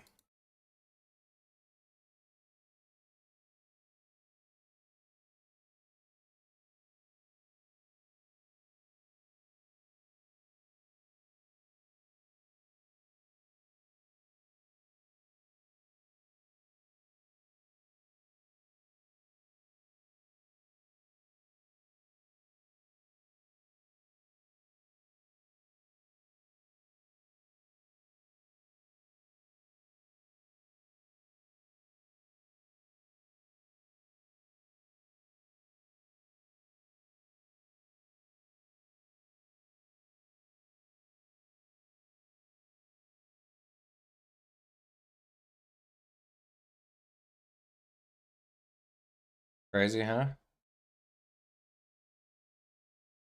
And if you just want to complete the look, I feel like you just need a little cylinder. What happened? Not gonna let me draw it? Fine.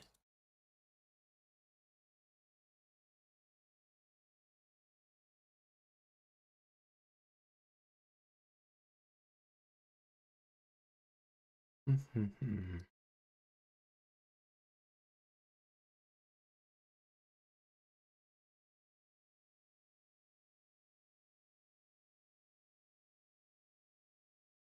part's too time consuming though. Oops, especially if you have it referencing floor.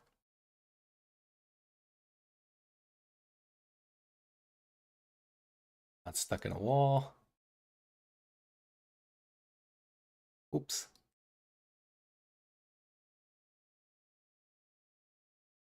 Yeah, that part's too time consuming.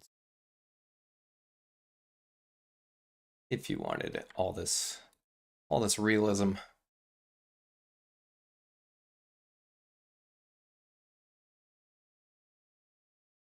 What would you do? Probably put like a log end.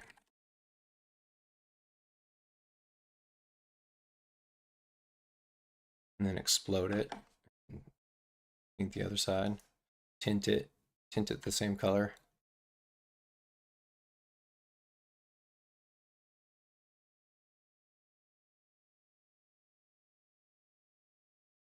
Yeah.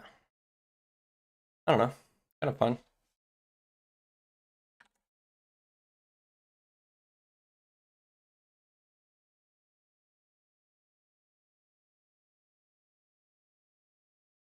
Yeah, I'll get there. Send that to AI. Be done with it.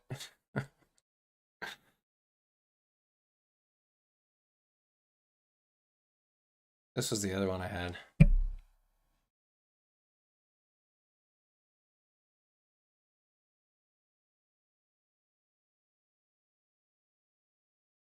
Generative breeze block wall.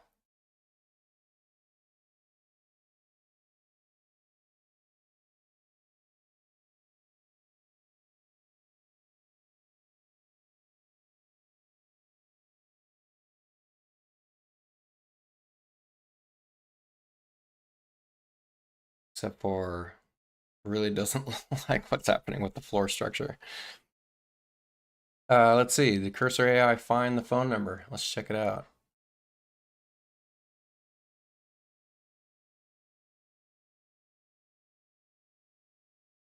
Barns and buildings, barns across Texas, barn tours. No, and okay, so is it easy for me to find? That's my next question.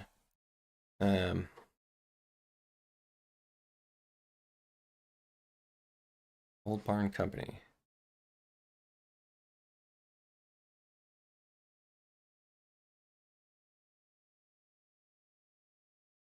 Yeah, I mean, I see. Wonder if it's like if we find an LLC lookup website.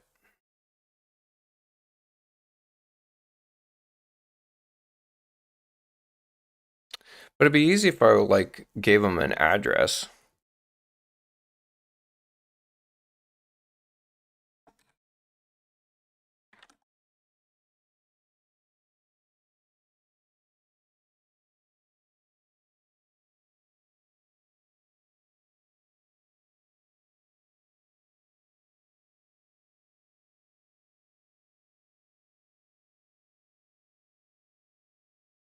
Oops, what happened there?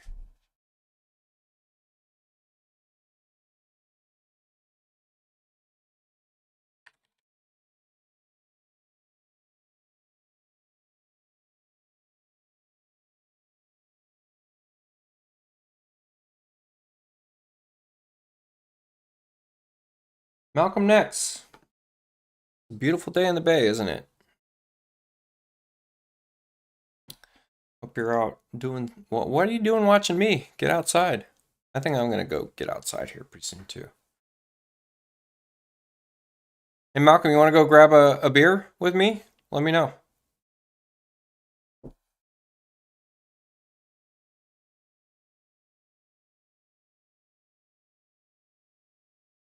Still didn't find it. Well, I wonder why. No idea. Do a new chat. Sometimes it degrades over time.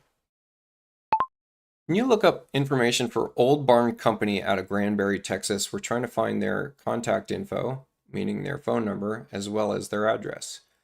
Look up possibly that they have a website and get the information from their About section or Contact Us section.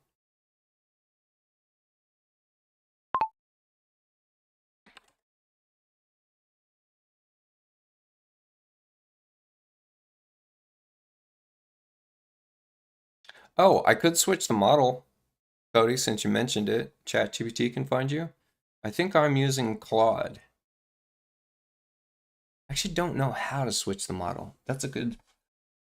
I'm on an agent. Estimating background. What am I using? Auto. Balance quality and speed recommended for most tasks. Unchecking auto lets me get to GPT-4. Did it find it? No, it didn't.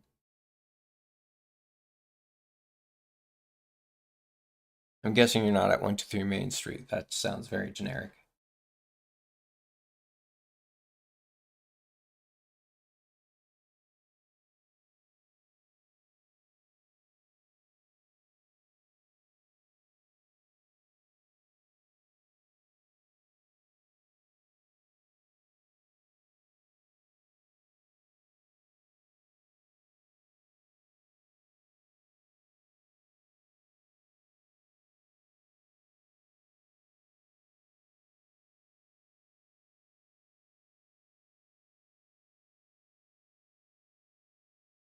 It's on the side. I'll let you know what it does. Yeah, I'm surprised it's not figuring this out. What else would you guys do a voice to text thing to get more tabulated data just automatically?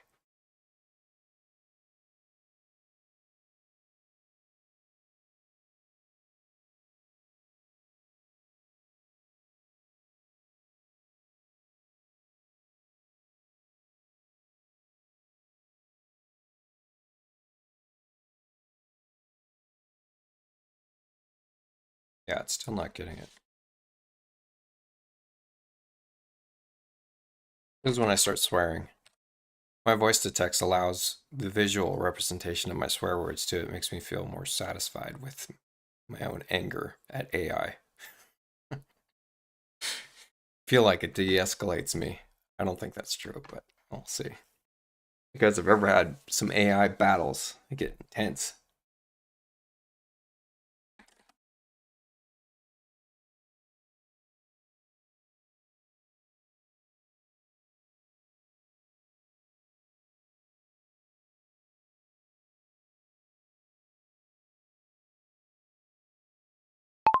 Their address is on that website. I guarantee it. Please look it up. Well, Cody, it did seem to find your Instagram, but it is struggling with your address. Big time.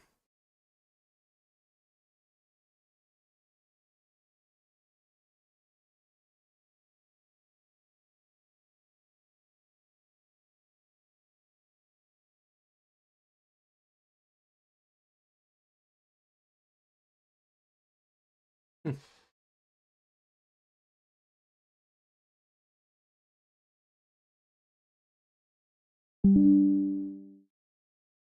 Seriously, how could you not find this? It took me 2 seconds to find this. And the image. You jerk.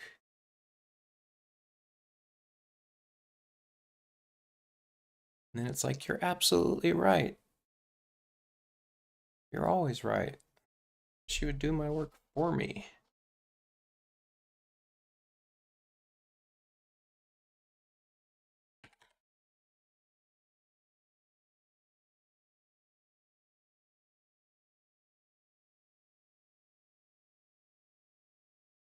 Nice, Mike. How's it going, man? Okay, so now that should have updated this, I think. Maybe, maybe not. Oh, the number it got, there it goes. Yeah, updated. Cool. Wonder if we could find Mike's info.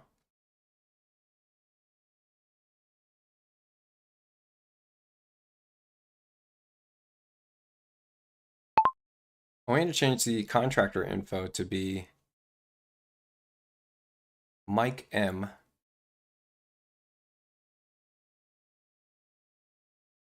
Out of Washington. You out of Washington, Mike? And put a Washington phone number as a place marker.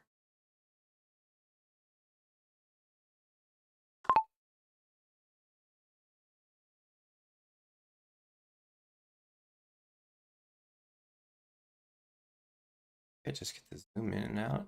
Zoom in and out. Did that update it? No. No, I have to select it. There it goes. Cool.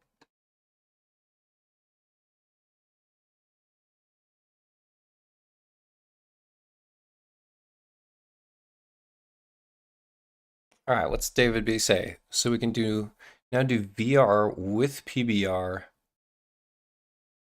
Wait, what?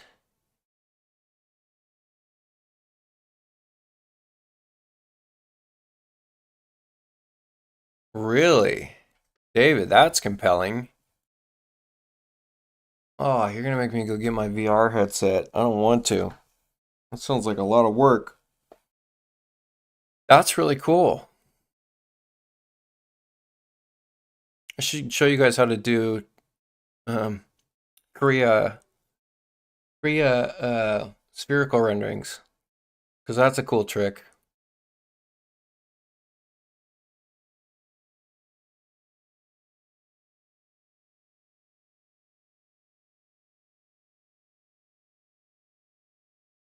Yeah, I'd be interested in the VR thing. It would just be for my own use case. I don't know if can you work in VR? I can't remember. It's been a long time since I've tested Chief in VR. It was so bad looking that I was like, I can't do it. And it felt very clunky. I'm excited that they're messing around with that though, bringing some new stuff there. Okay, back to the main question though. You guys have any idea about what else you would like to automatically add in terms of like tabulated data from like a voice to text in terms of construction documents? I mean, this was just such an obvious one.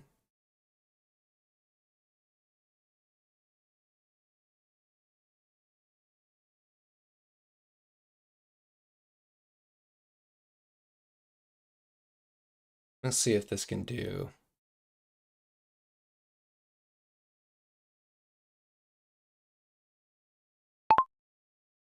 I want you to look up from my climate zone macro, which is in the macros section of my catalogs.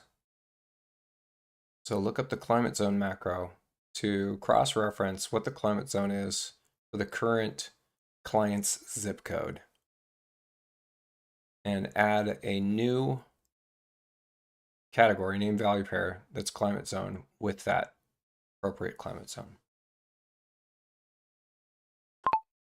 See if it'll do that. That'd be cool.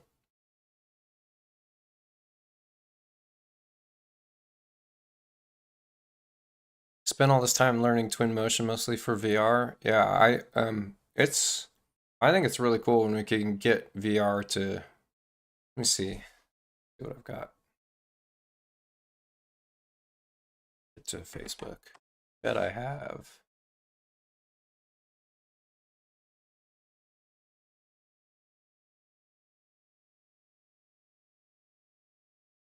I have a VR one in here. Maybe I do, maybe I don't. Yeah, I don't. Cool if we could do it in these banners. Oh, there's one. But this isn't a, is this an AI based one? No.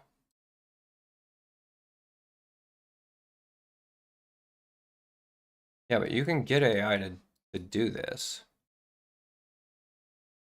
Oh, maybe this is an AI based one. It's just low resolution. The only problem is that the stitch line is where it'll screw up. So you have to do a VR from Chief where you're facing one direction and then don't move the location of the camera, just rotate it so that you're moving the stitch line.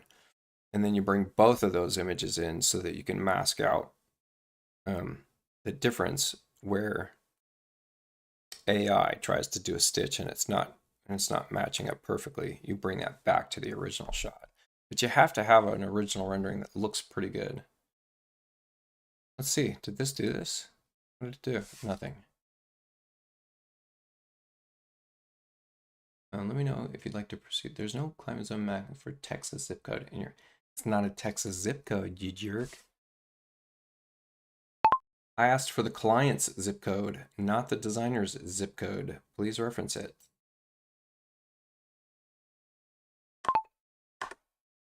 How do you guys get your climate zones? Do you have a place you look it up? Is it a place that's got tabulated data? Is it something you just key in a search?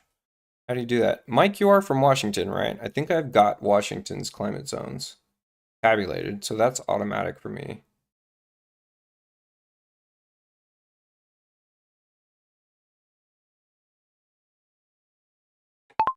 I don't know where you're getting Texas from. The client's address clearly says California, 94602. You big idiot.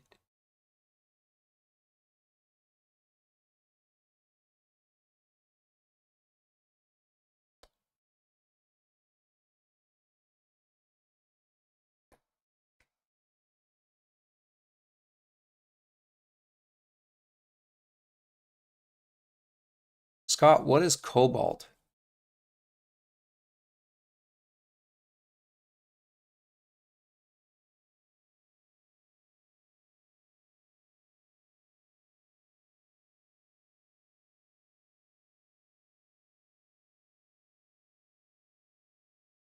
Cody, if you want to freak yourself out, ask ChatGPT to describe who you are at the very car. My friend Kevin Transu, man, he gets lost in the esoteric ether questions.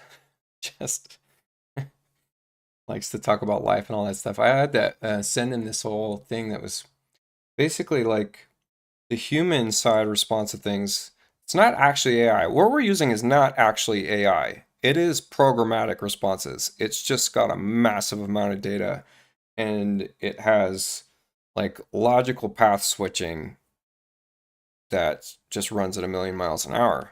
But it's not AI. It's not like it's not actually thinking about what you're asking.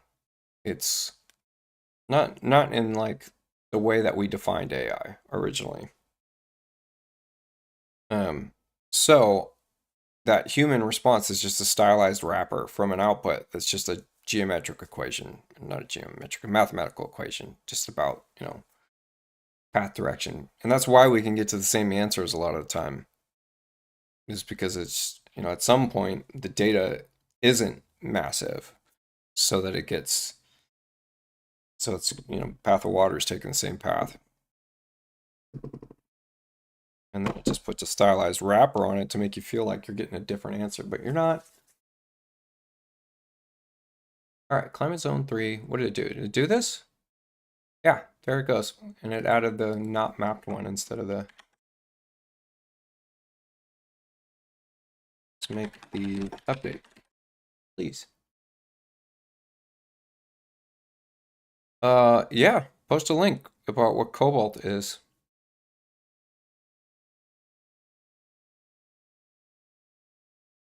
David argued with Copilot for half an hour. It wouldn't give me information because it was worried I was asking a bad question. Yeah, right.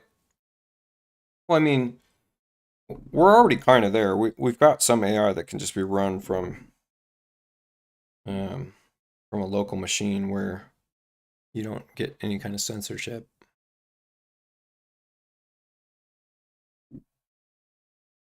want an AI agent to dimension for me the way I like to do it. How do you dimension, Cody? I'm curious. So there we go. Look at that. It did it. Yay. That's cool. I would love to build out climate zones for every jurisdiction possible. In fact, it's what we should be doing right now. That would save everybody a ton of time. Let me get to a different workspace.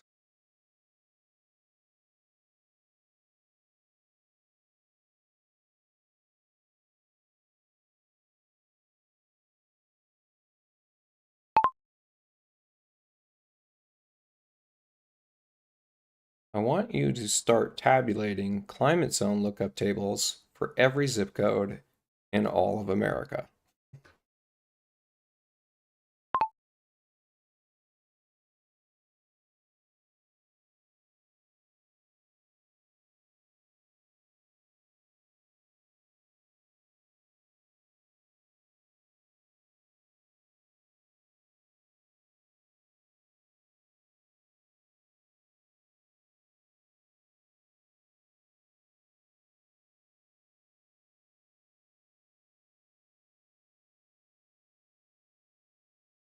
All right, folks. Well, I just got a call that I got to go do some dog sitting. Dang it.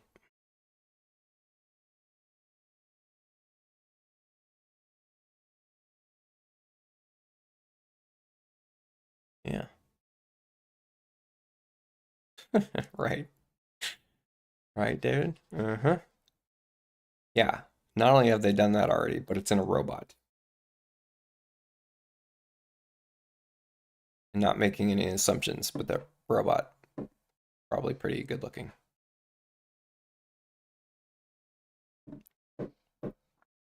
This is fun, guys. I didn't quite. Oh, I did finish my detail, but I need to finish some other details too.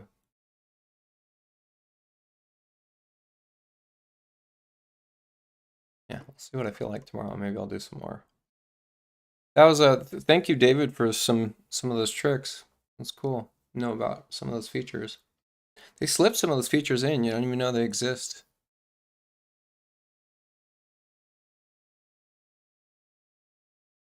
Let the dogs out. All right, guys. Thanks for coming in and joining me. I'll catch you next time.